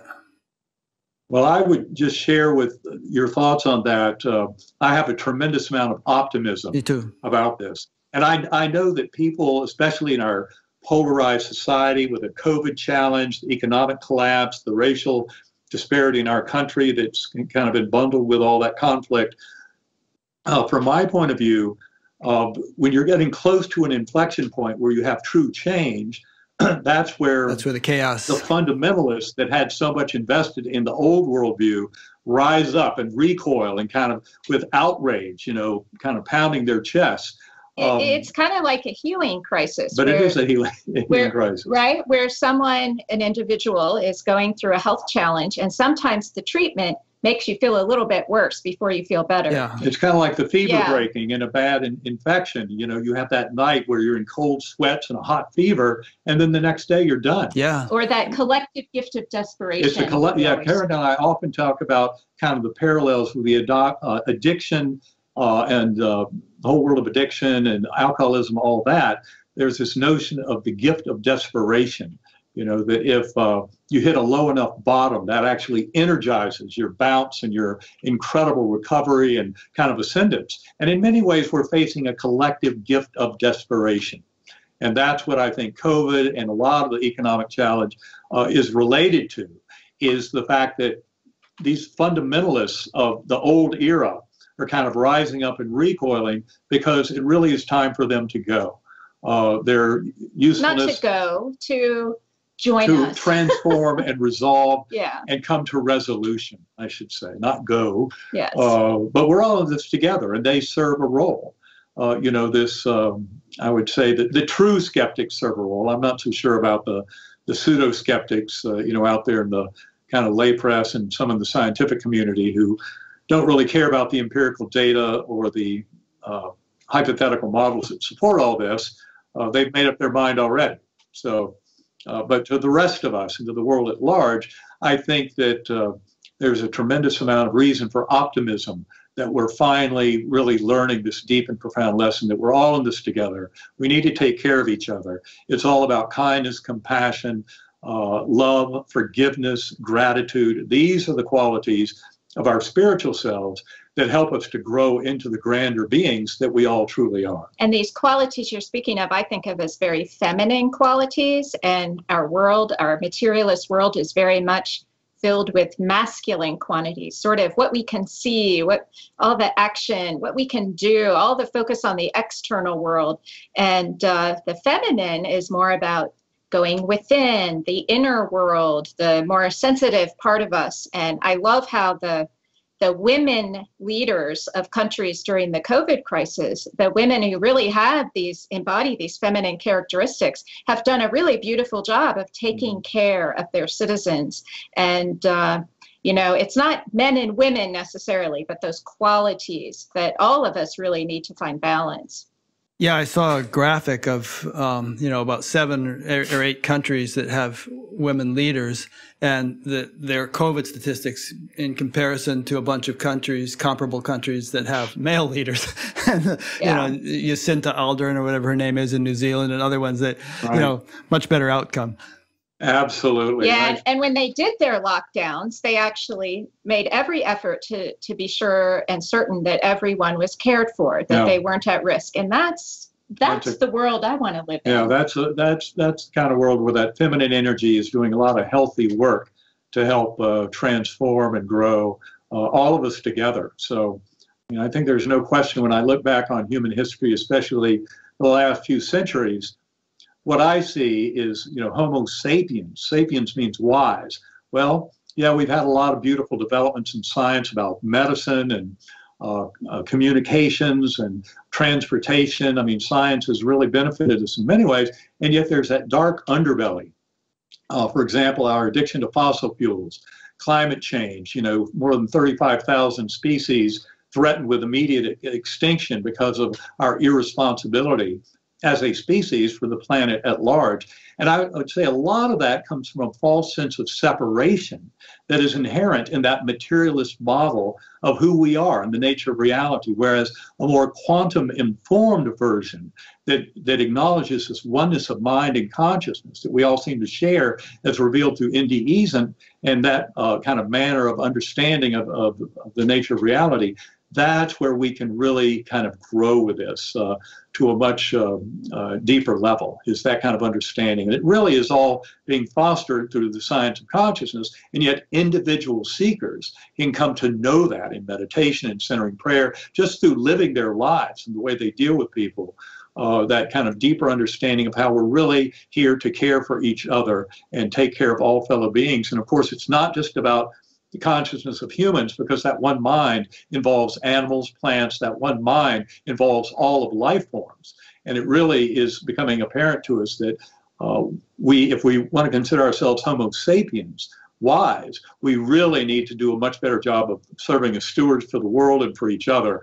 And that involves tremendously this notion of the oneness of all, that we're in a shared existence. Yeah. And it reminds me of that quote from Jesus, whatsoever you do unto the least of these, you do unto me. You know, if we're in that sort of unity consciousness, then we realize that, you know, whatever we harm or help, we're harming or helping ourselves, because it is ourself, really, literally. Right. Yeah. Exactly. Okay. Speaking of the pandemic, and you mentioned this earlier about the importance of science and thinking scientifically. As you know, there's a lot of confusion around the pandemic and the vaccines and everything else. And there are people who seem to have significant credentials saying things that conflict with other people who seem to have significant, you know, impressive credentials. And so, you know, I've given this a lot of thought and paid it a lot of attention, because it's like, I don't care if somebody thinks the earth is flat or we didn't land on the moon. Those are sort of amusing perspectives. But I do care if people are saying things that end up killing hundreds of thousands of people unnecessarily. So somehow clarity of thinking, discernment, discrimination, respecting science, and not sort of just going by your own individual perspective to the exclusion of the shared perspective of the whole scientific community, seem like very important things, more important than ever at this moment. Do you have any thoughts about that? Well, I think it's discernment is certainly a very crucial ingredient to any of our dealings with the world, and that certainly includes the spiritual realm and our encounters there. We need to use discernment. I think Karen has taught me a lot about that whole process. The vaccines. But in terms of the vaccine and in terms of modern science, I think people need to remember that science basically has self-corrective mechanisms built into it to help nudge it towards truth, nudge it towards the real answer. And you're right, there are people out there who claim to have certain credentials. The reality is, in our modern era, unfortunately, you have to use your discernment again, because just having those credentials is not necessarily enough. But for me, for example, Dr. Fauci, everything he has said about this virus and the vaccine and everything about it, going all the way back to the beginning, has been right on the mark. And there's never been any kind of reason to doubt it. Now, some people bring up the fact that early in the pandemic, you know, experts were not recommending masks, and then they moved to recommending masks. But a huge part of that was that there weren't enough masks for the medical profession. And there wasn't enough data. And there wasn't enough data yet. As the data comes in, the science shifts. As the data comes in, the science improves, the science kind of bends towards the truth.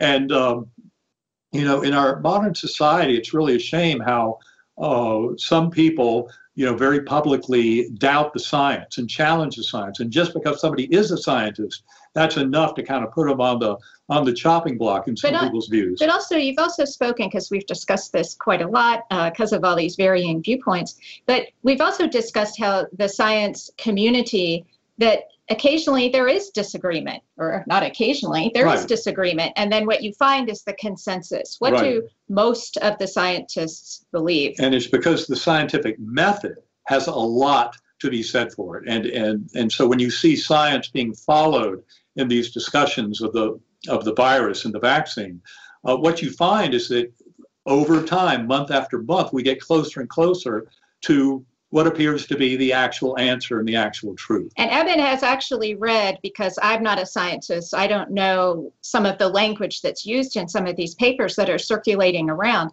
And he comes in so handy, because when I'm ever concerned about a scientific claim, I ask Eben, and he is so broadly informed about science that he's able to tell me, well, here's where they made their step in logic that I wouldn't agree with.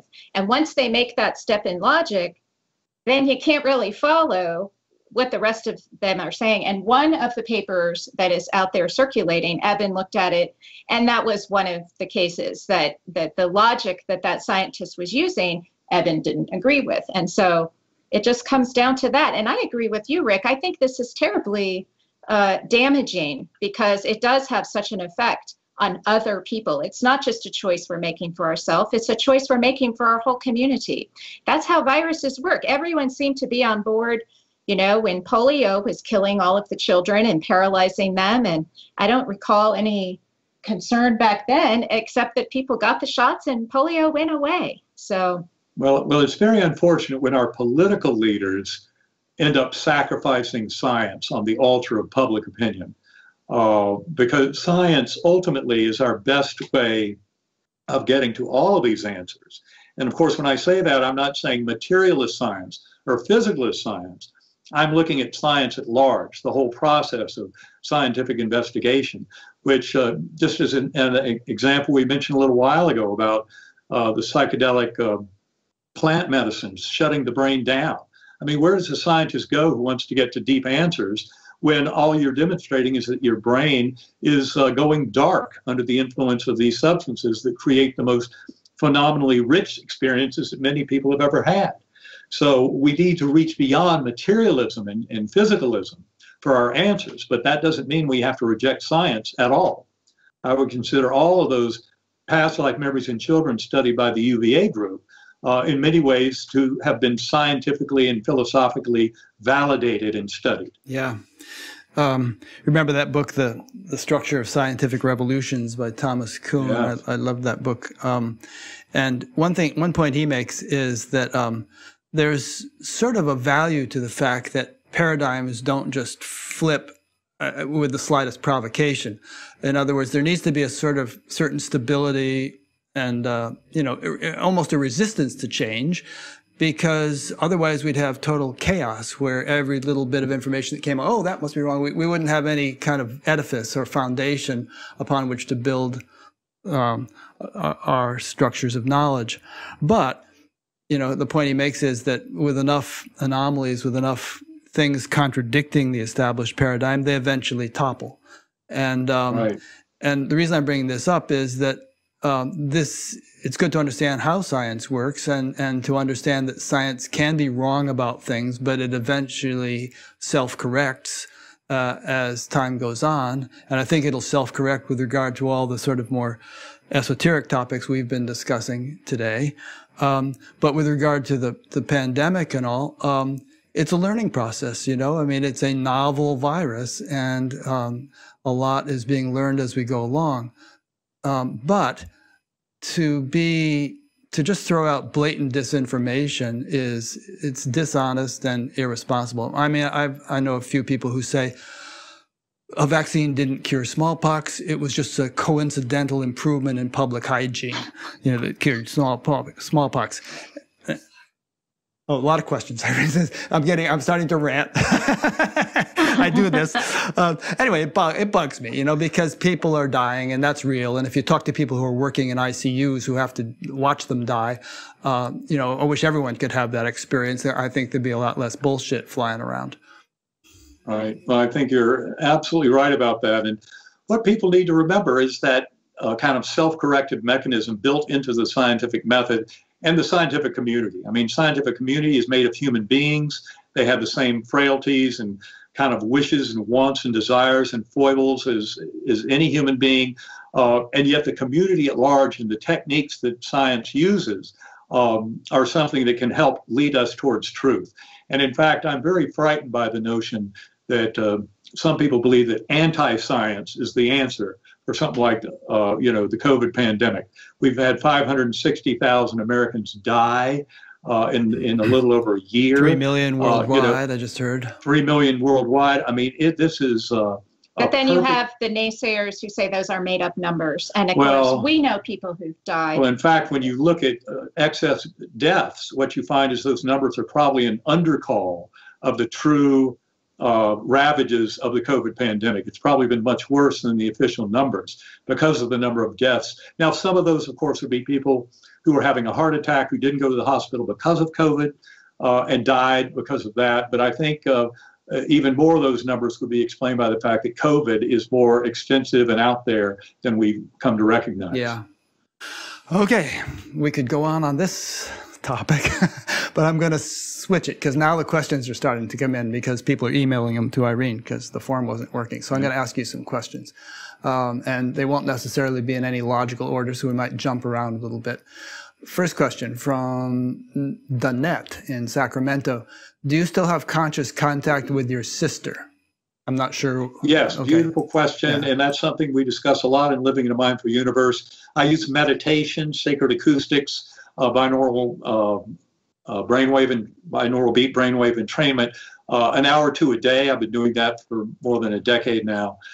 So it's really about going within, developing a much richer relationship with all the denizens of that realm. And that includes, of course, my birth sister, who I'm now very close to because of ongoing meditation, gotten to know her much better, and many other facets. My father's soul now engaging after meditation, etc. So, but yes, it all depends on my use of meditation to return to the realm. Yeah. So just to highlight a point you just made, so when you do the binaural beats thing, which you say you've done a couple hours a day for years now, you very often go into very deep states that kind of approximate your near-death experience, where you're in transcendental realms and you're meeting subtle beings and all kinds of stuff like that. Right. Okay. Right. Absolutely. And that, in fact, I would say it's my work with Karen, who's never had an NDE, and also with all of her people who use sacred acoustics around the world. And there are many, many of those people, and they're kind of sharing with us of their experiences. That's what leads me to know that the meditation is an equally valid pathway to getting to this knowledge as a profound NDE. Now, I've not yet experienced the full-blown ultra reality that I sensed in the Gateway Valley and in the core realm. But it could be that I have to wait till the next time that my brain is pretty much completely offline for that to happen. But through meditation, I've come very close and developed a very rich relationship with my NDE realm. Yeah. Well, let's hope your brain doesn't go completely offline anytime soon. Because that wasn't a picnic. No. One thing, but it was a blessing. One curiosity I have, which you might be able to speak to, is I've interviewed Chris Bache a couple of times, who did some very deep had some very deep psychedelic experiences, and he was always listening to music during them, like Beethoven or whatever. He had this whole playlist, and he would lie there and listen to music. And I don't know if I quite asked him, like, why not just lie there in silence, maybe even with noise-canceling headphones? Why do you want some kind of music going on? Do you have a thought to that? That's a natural question from a TM teacher. Yeah.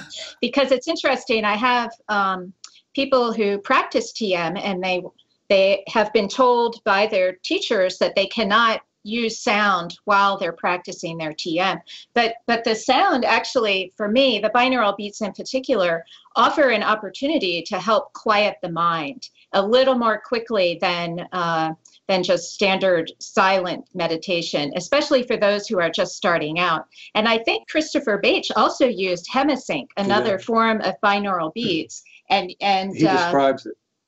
Yeah, but all different kinds of music can help people get into those states. But I know you probably want to. Yeah, in fact, in his book, Dark Night, Early Dawn, Christopher Bache talks very specifically, does a head-to-head comparison of his work with high-dose LSD for spiritual investigation with his use of Hemisync, binaural beat brainwave entrainment, that I would say is kind of a more primitive version than what I would view sacred acoustics, but that's just my opinion. And of course, sacred acoustics is a more modern version of all that. But Christopher Bache said that you could use the sound and get as far, if not farther, than you could with the high-dose LSD. I mean, he was very respectful of how, and when you think about it, that makes sense, because in essence, the serotonin drugs like LSD, psilocybin, DMT, things like that, are really kind of having an effect through parts of the neocortex. That's where most of those receptors are. And that's a very kind of superficial connection of the brain to consciousness. And what I would say is the binaural beats, by going after this target way down in the lower brainstem, they're going at a circuit that arose more than 300 million years ago.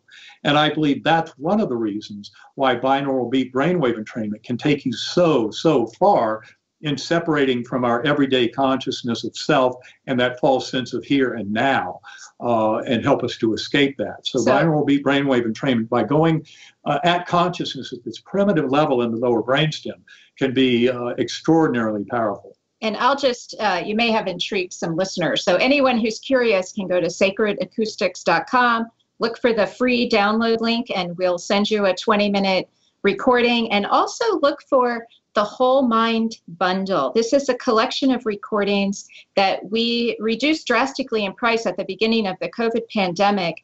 And there's also a free option for those in financial uncertainty. We thought that was incredibly important because these recordings were actually used in a pilot study that showed a 26% reduction in anxiety.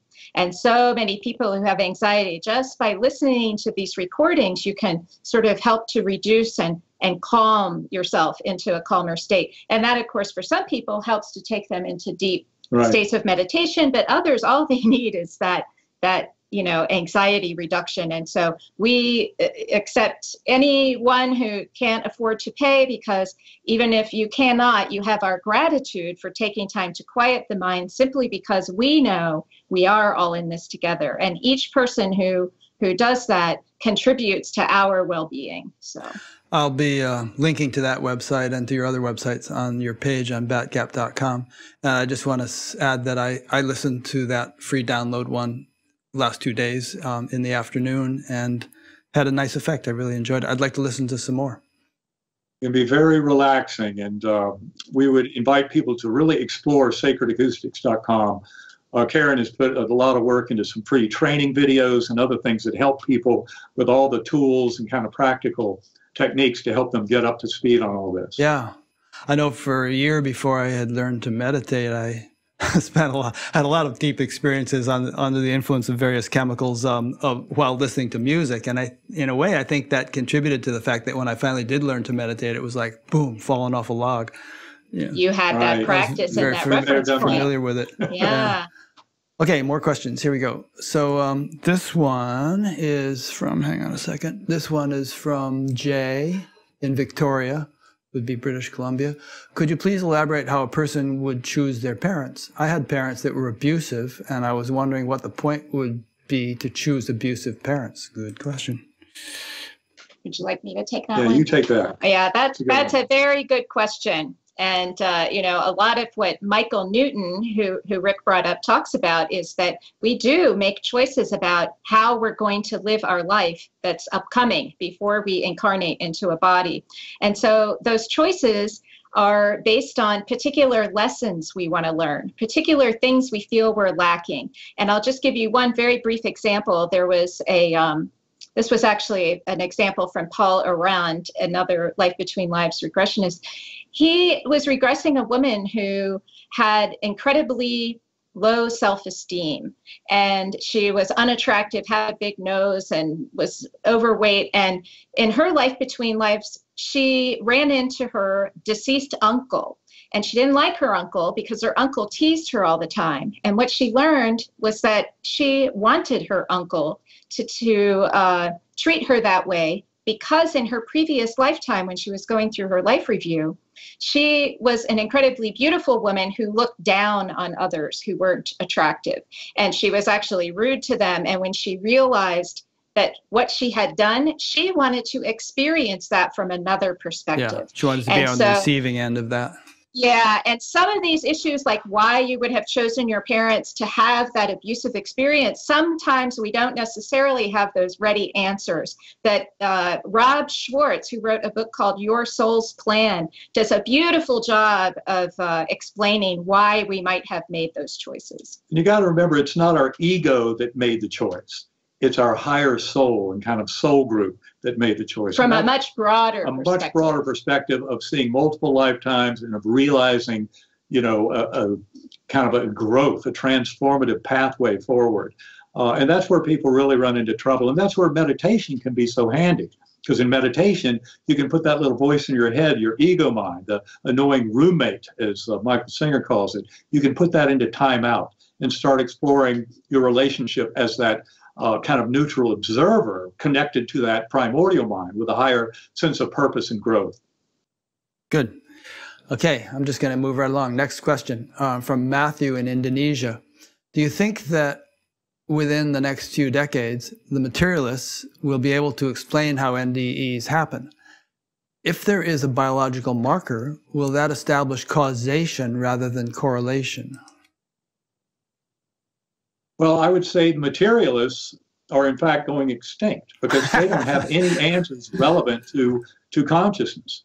So they won't find a biological. No, you're not going to find some biological molecular trigger that makes all this happen. Again, you have to look at the giant picture. Don't they call that promissory materialism? Promissory materialism. That's what Sir John Eccles called it. He was a Nobel laureate back in the mid-20th century. And he thought it was ridiculous that materialists would promise that someday all the extremely fascinating spiritual features of human existence would someday be reduced to, the movement of particles and atoms and molecules in a physicalist model. And I'd say that the trend in modern neuroscience, especially over the last few decades, has been away from materialism.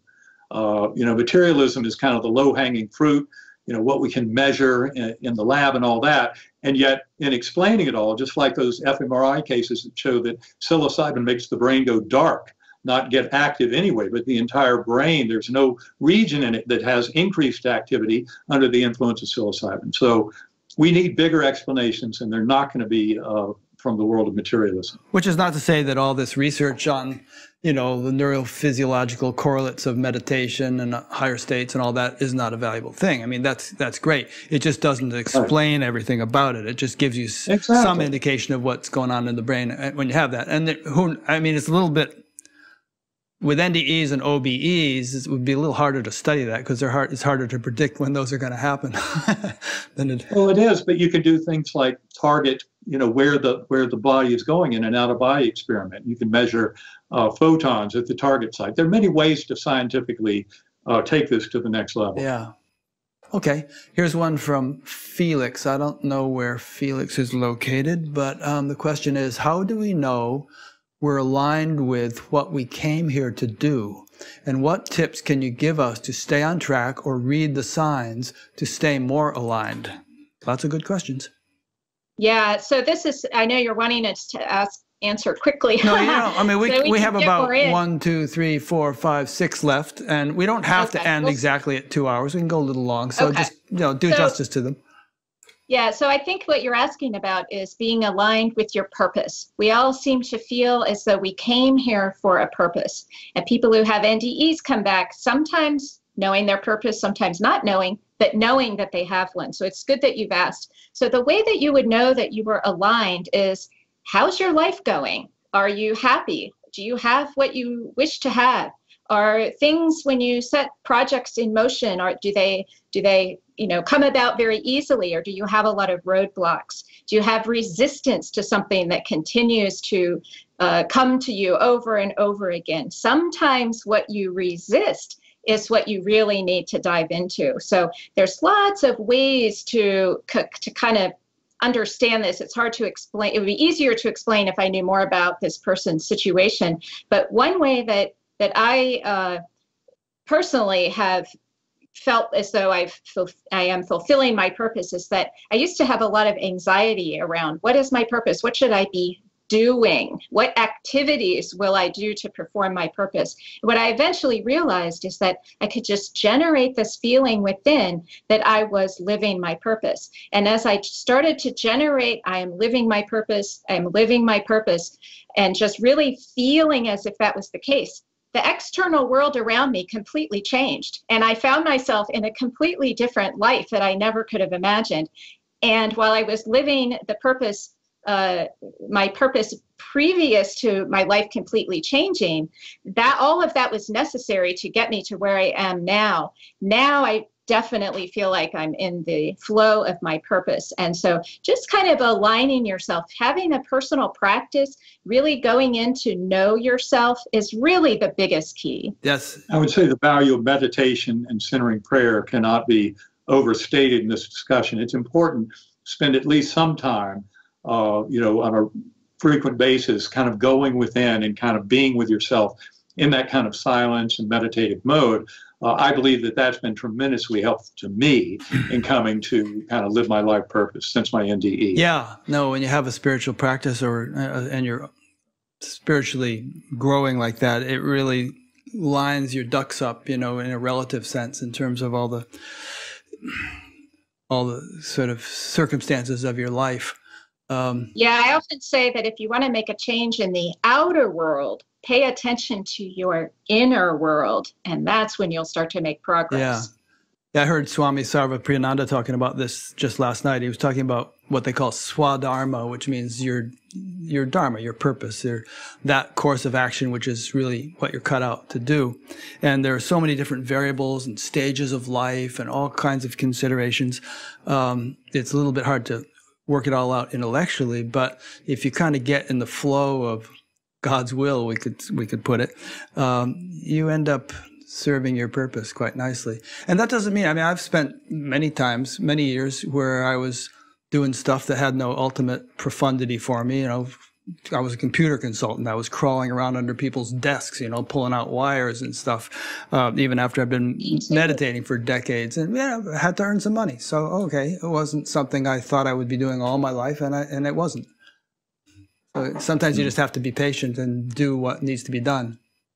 Yeah, it's more about how you are being rather than how you are doing. Yeah. It's another way to look at it. Yeah. But of course, ultimately, the beautiful lessons of kind of this kind of discussion and sharing of these profound spiritual experiences like NDEs inform all of us how to live our lives better day to day. It's not just about what happens when I die, but far more important in this discussion is how do I make my choices and live this life day after day after day to reflect kind of my greater knowledge and wisdom. So it's not just about meditating and centering prayer, but it's about living that life that you discover as you come into more alignment with your higher soul. Seek ye first the kingdom of heaven, and all else shall be added unto thee. Right. Okay, here's a question from Ravi in Sharjah, which I guess is in India. Ravi says, I too am a neurosurgeon and can only imagine how your NDE must have changed your life. For those of us who are not fortunate to have had your experience, can you help us understand and reconcile these two dimensions? I suppose he means the worldly dimension with the sort of subtle world, spiritual dimension. Well, it's to realize that first and foremost, we are spiritual beings in a spiritual universe. And I think this gets back at what Karen was talking about earlier, where she talked about the three planes of spiritual, mental, and physical. And I would simply argue that modern kind of physics and study of the physical world is showing us very clearly that there's a top-down causality involved. It's not all bottom-up. That's where some quantum physicists get confused. They think it's understanding electrons, quarks, protons, atoms, molecules, all doing their dance according to the laws of physics, chemistry, and in our case, biology, and that gives you all the answers. Well, in fact, no, the answers come from a deeper understanding of a top-down set of causal principles. This is something that's perfectly at home in the kind of quantum physics world, this notion of the mental layer of reality, and we're simply taking that to the next level. So in terms of being a scientist and trying to understand the modern version of kind of the overlap of the spiritual and the physical, is to remember it's all ultimately kind of that spiritual mental universe giving this top-down causal kind of impetus to all the events that we see emerging in the physical world. And I mean, we get into in our book, Living in a Mindful Universe, we talk a lot about how those relationships work.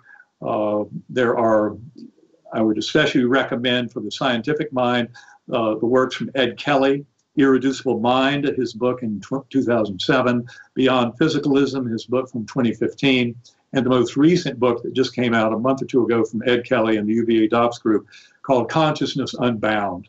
And those three volumes together are a very deep scientific philosophical dive into the modern evidence showing the reality of what we're speaking of here.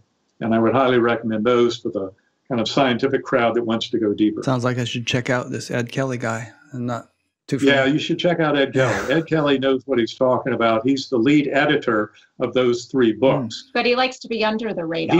He's under the radar. Great guy.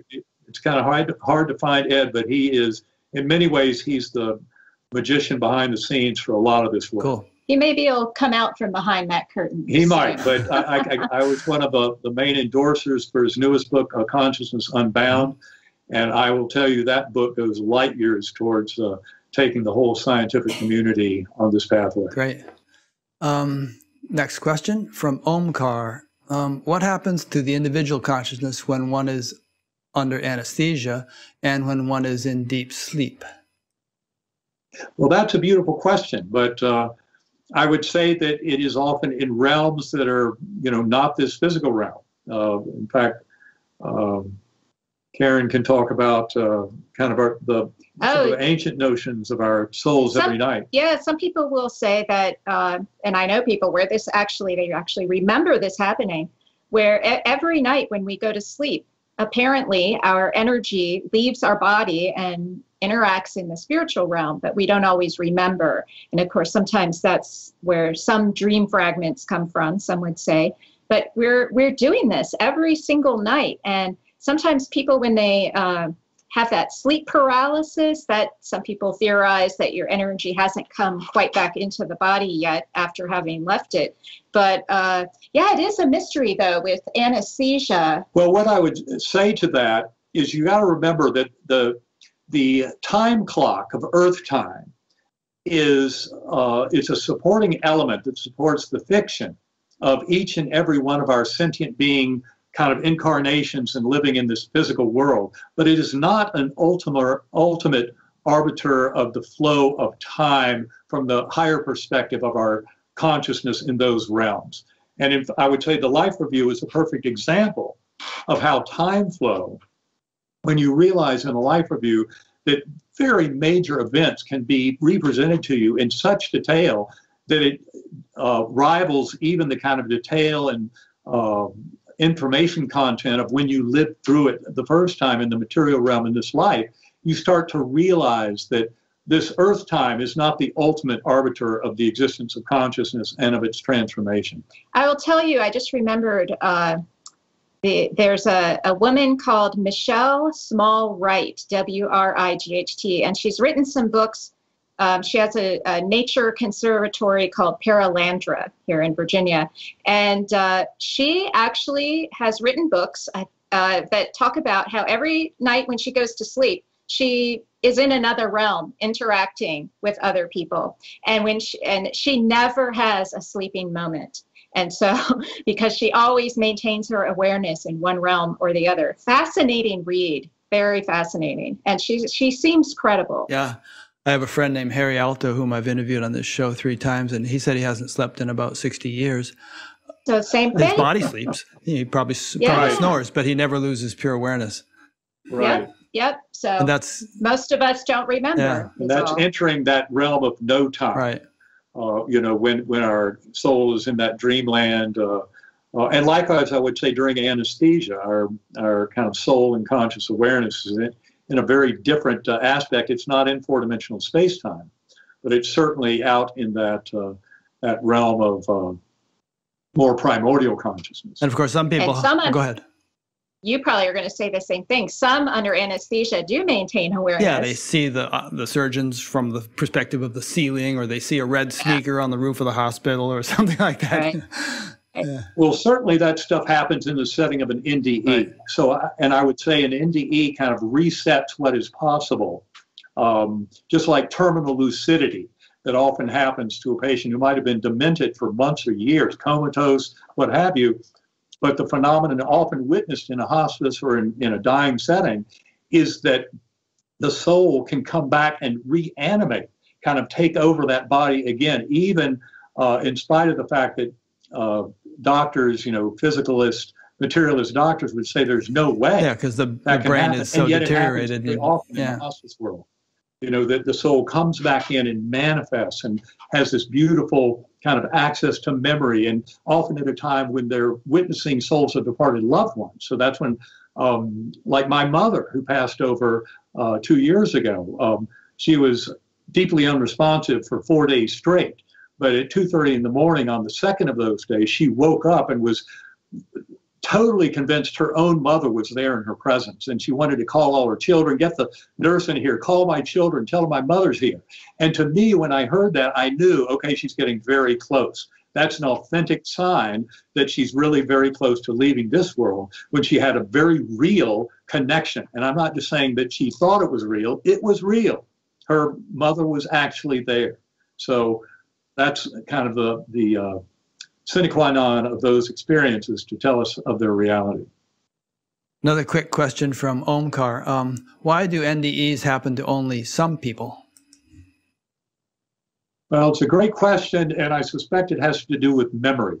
And that if you look at the numbers, it's somewhere between 18 and 20% of people who say, for example, have a cardiac arrest and are clinically dead for a period of time. Roughly 1 in 5 of them will have something that qualifies as a near-death experience. And I would say that the other cases are incomplete or kind of a failure of memory to recall it. But also, Paul Arand, the hypnotherapist I mentioned earlier, he has been regressing people who had cardiac arrest with no memory of anything happening. He's regressing them back to that moment and finding that they are that they are able to retrieve some memories. So I think you're right. And also it's certainly a common story that sometimes people who have an NDE, say in midlife, will remember the events of an NDE when they were a child, where they didn't remember any of the NDE events after that first NDE. So in other words, the second NDE kind of restirs their memory of events that happened that for whatever reason they didn't bring back to this world after the first NDE. I have a weird thing sometimes. This happens once in a while. I'll remember some dream I had 40 years ago. I hadn't remembered it the next morning, but all of a sudden, oh yeah, that dream. Yeah. It's kind of cool. Well, that's because of the richness of that kind of realm of the one mind, of our higher soul. Yeah. And we have access to all manner of kind of information important to us. Okay, here's one from Matt in Vermont. Program forgetting of our real nature as spirit, of our eternal being, past lives, etc., seems to serve an important purpose. That life lessons are more meaningful when we aren't aware of the true context of human life. But it seems that the veil of program forgetting is thinning. Is the increased seeing through the veil an intended new phase of the program? Is the program changing? I would say absolutely. That's part of this awakening we're talking about. The veil is thinning globally. More and more people are coming out and sharing these experiences. They're being put out in the literature, put out in videos, put out for all the world to kind of embrace, assemble, learn from. And I do believe the veil is very much thinning. You have to kind of wonder, how is the system even set up in the first place, that we're not supposed to remember our dreams or remember past life and between life memories beyond age 5 or 6. And I believe that the questioner here has hit the nail on the head. In many ways, that serves a purpose of giving us skin in the game and some buy-in to these lives. And in many ways, NDEs have kind of short-circuited that whole process, because up until the late 1960s, most cardiac arrest patients went on to die. Since we developed resuscitation techniques in the late 60s, we now have millions of people who have been to the other side and come back to share the tale. And that, I believe, is an intentional part of the awakening that's happening. And in terms of the veil thinning, the theory of the yuga cycles would say that's actually very expected right now, because we're in the energy age where we start to really identify with ourselves as energy. And of course, that's what's happening in science since the electron was discovered back in the 1800s. And so we're rapidly moving into that energy age. We're actually right in it, according to the yugas. And that is exactly what should happen, is the veil should start to thin. Yeah. So another sense in which I think the veil is thinning, which is actually related to the name of this program, Buddha at the Gas Pump, is that I think maybe a long time ago, a couple thousand years ago, it kind of took a Superman like the Buddha to break through it wasn't even a veil, it was like a thick curtain that was blocking enlightenment. But these days it's thin so much, perhaps because of the efforts of people like the Buddha, or perhaps because, like you say, the cycles of time, the yugas, that the veil is quite diaphanous now, and lots of people are having spiritual awakenings. So you may encounter a Buddha at the gas pump. Yeah, and the lesson is, what do you do with that information? And they talk about this in the yugas, how we end up destroying ourselves because we're not using that power for good. And so this power to interact with the energy, created the nuclear bomb. Yeah. And what have we done since then? We've avoided them. And so if we can keep doing that and, Right. use this power only for good, I would say, then we'll go a lot further. I think that's one of the deepest lessons, is through that binding force of love that is so apparent to virtually all near-death experiencers and other spiritual journeyers who have been that deep.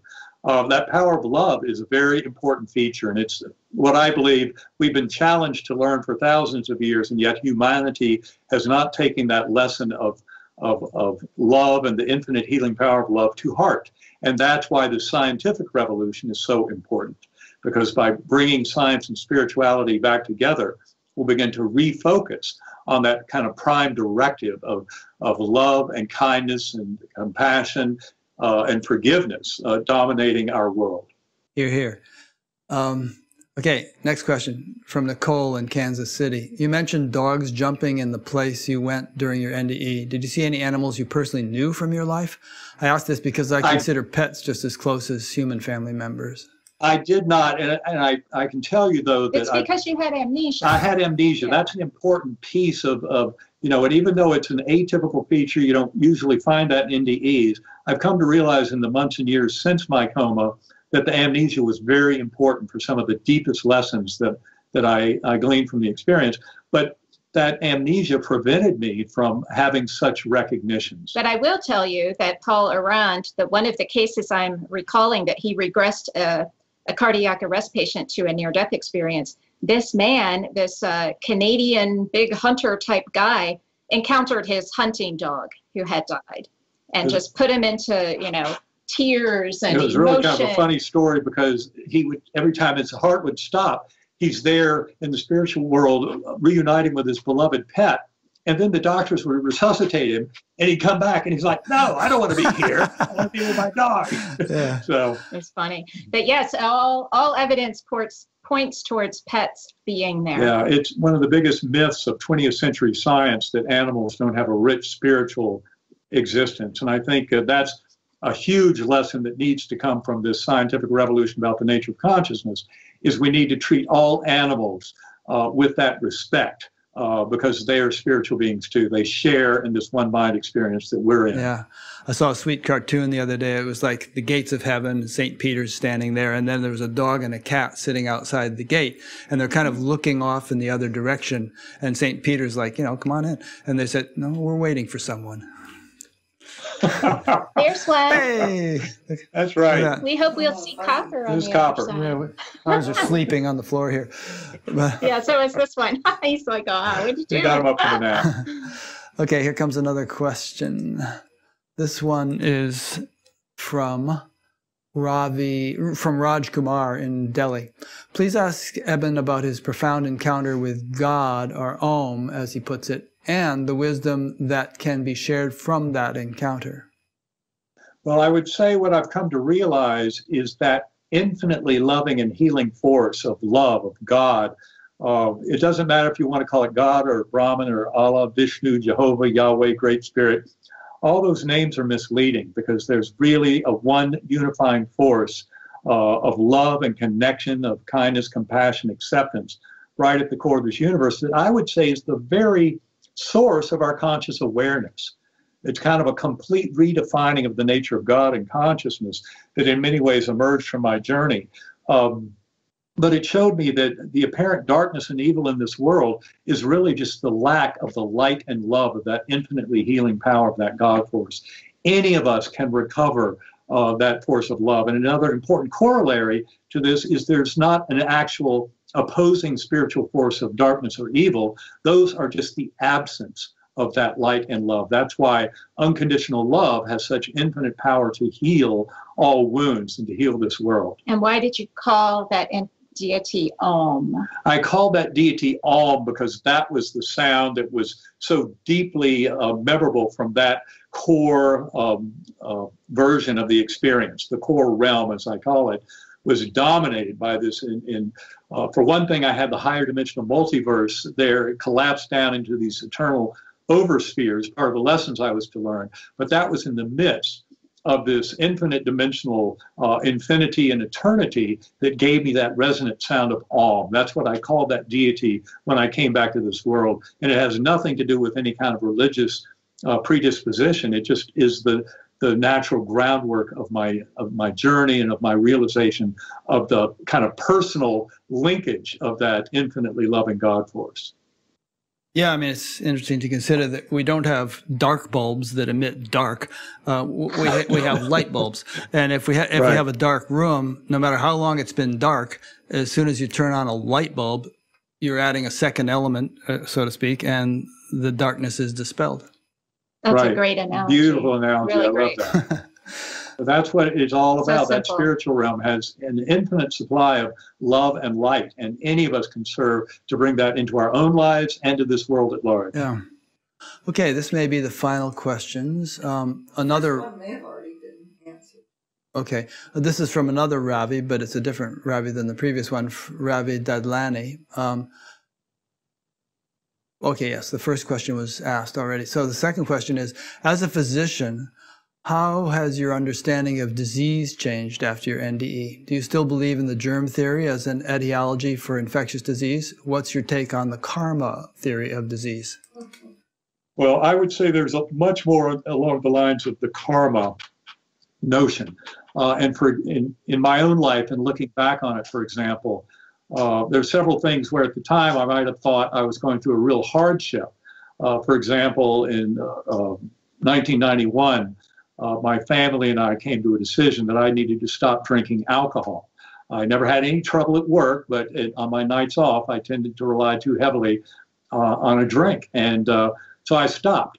I look back on the gift of that, not being that I stopped drinking alcohol, but the gift was that I was born alcoholic in the first place, because that gave me a stage setting and a certain set of hardships that actually enabled me to grow. Likewise, my meningoencephalitis in 2008, a week in coma due to a disease that should have killed me, was a tremendous gift. And of course, many people would say, well, it's a gift because you came back. Well, yeah, that's very true, because when you look at near-death experiences with this kind of healing, you realize that miraculous, kind of extraordinary, unexpected healing is within the realm of human potential when we have this kind of overlap with our spiritual self. So it's kind of a deeper knowing of connected with the universe and a sense of purpose. In fact, there's a book by a friend of mine, Dr. Nauman Naim, Naeem, called Healing from the Inside Out. He's a pulmonologist, intensivist, so he spent all his time working with extremely sick people in ICUs. And his book is a beautiful example of how illness can actually lead your soul into tremendous growth that really couldn't be accomplished any other way. So these hardships can be tremendous gifts when looked at in the proper way. And I've come to fully believe that in many ways our higher souls and soul groups do select the challenges and hardships in life. And in many ways, those are the true kind of mileposts and indicators of a pathway forward. It's how we deal with those hardships and challenges. Are we able to recover a sense of love and purpose with the universe in the midst of these challenges? And that's where I believe we can really grow and come to see the hardships as gifts. And in many ways, that's altered the way I look at kind of disease and illness and injury and all of that, is to look more at kind of the gift nature of these challenges. Yeah, and I don't think everything you just said would contradict germ theory. It's like, a person can't... Germ theory is still valid. Germ theory is still very valid, but they're just like, those fMRIs of people on psilocybin. It's not going to give you all the answers. Right. You need to dig deeper. Yeah. And likewise, that's why I love Anna Yusom, who we work with. She's a psychiatrist who wrote that pilot study looking at sacred acoustics in relief of anxiety. But she wrote a beautiful book called Fulfilled, and it's about a spiritual approach to psychiatry that I think is incredibly valuable in the current era to help people kind of come into alignment with who they truly are, with this higher soul notion of self, with a very optimistic way of looking at the hardships and challenges in life as opportunities for growth and transformation. Yeah. Well, the reason I said that is that, these days there's some people walking around who say things like, oh, I don't need to wear a mask. I don't need to social distance. I don't need to do this or that. I just have a strong immune system. I believe in myself and, stuff like that. So, yeah, obviously strong immune system and not having underlying. What about not infecting others if you're an asymptomatic carrier? Yeah, that's what puts the mask on me. Yeah, there are. Yeah. Did you ever see that graphic about if everybody walked around naked, this is a little gross, but if everybody walked around naked and some guy peed on you, you'd get wet. Now, if you had pants on and he peed on you, you'd get less wet. But if he had pants on, you wouldn't get wet at all. There you go. That's another clothing up. It's the example of why wearing a mask works. Well, for the mask issue, I would say, we drive on the right side of the road. And we all kind of accept that that keeps us safer than if we just drive on any side of the road we want to drive on. I would say mask wearing is like driving on the right side of the road. Or seatbelts. It's just good public health. Just do it. It's not a political thing. Yeah. And it's just protect each other. Right. And we don't say that not being allowed to drive 90 miles an hour on the highway is a restriction of my freedom. It's if I were the only car on the highway, then maybe I could do that. But obviously there are other people involved. Exactly. Good point. All right. I don't know if that's kind of a weird note to end on, but we've covered a lot of ground. Yeah. We have. You've done an excellent job, Rick. Well, you've done all the work. I've just asked a few questions. You've asked some excellent questions, and you've kind of steered it in a beautiful direction. It takes a good interviewer to make a good interview. Yeah, we do a lot of these, so we recognize when somebody is an expert, and you were definitely there. Rick, I just want to thank you. I've heard of your program for many years, and I just want to thank you for doing all of this. And now I've learned a little bit more about you, and people like you are critical to helping the world awaken and to move forward. And bringing all of the varied voices that you bring to your program is just so inspiring and helpful. So thanks for all that you do. Yeah, we really appreciate it. And thank you. I mean, you must experience when people say, oh, thank you so much. You must feel like, am I really doing anything? I mean, I'm just doing what I love, and it's not even me doing it. And it's just, so it's almost inappropriate to accept thanks. Well, it really is. You've hit the nail on the head. I mean, this is an authentic, kind of heartfelt way of living life, helping others, helping the world to wake up. And to me, it just, goes far beyond what I could ever do as a doctor trying to help individual patients as a neurosurgeon. I feel like I'm able to help more in this particular fashion. So yeah. I'm doing what I love to do. That's great. And you seem to be the same. Yeah, sometimes I feel like people who have NDEs, it was almost a setup, it's like, we're going to give this guy an NDE, we're going to send him back, and then he's going to be an emissary for, what he's going to learn. That's what a lot of NDEers end up saying, Anita Moorjani being one of them, and Mary Neal, especially, I don't know if you know Mary Neal's case, an orthopedic surgeon, but she was told, you're going to come back and share this with people, and she really didn't want to. Yeah. She still doesn't want to, but she's doing it. She does it beautifully. Beautiful job. That's great. All right. Well, thank you so much. And thank you to those who have been listening or watching. Sorry, we had a little glitch with our question form. We'll figure out what the problem with that was. And there are many more. If you, scheduled, if you look at the upcoming interviews page, you'll see what we've got coming up, and we usually schedule 2 or 3 months in advance, and you just keep pushing it forward. This is our 12th season now of doing this, and I hope to at least do another 12. I don't know how Irene feels about that. Well, keep it up. You're doing a great job. And for people who want to kind of stay in touch with us on a reasonable basis, beyond evanalexander.com and sacredacoustics.com, I would suggest our bi-weekly webinar that Karen and I have been doing for more than a year now, interviewing guests, and you can access that at unitedinhopeandhealing.com. Okay. Send me a link and it's to all that. Free. We'll send you a link. Yeah, because I don't think I had that on my list of things to link to. So send me a link to that, and I'll put that on the show notes. And all right, Rick, thanks so much. Thank you so much. Okay, thank you. And hopefully we'll run into each other in person one of these days. Yes. We love it. All right, thanks a lot. Alrighty. All right. Bye-bye. You take care. Bye-bye. Bye-bye. Bye.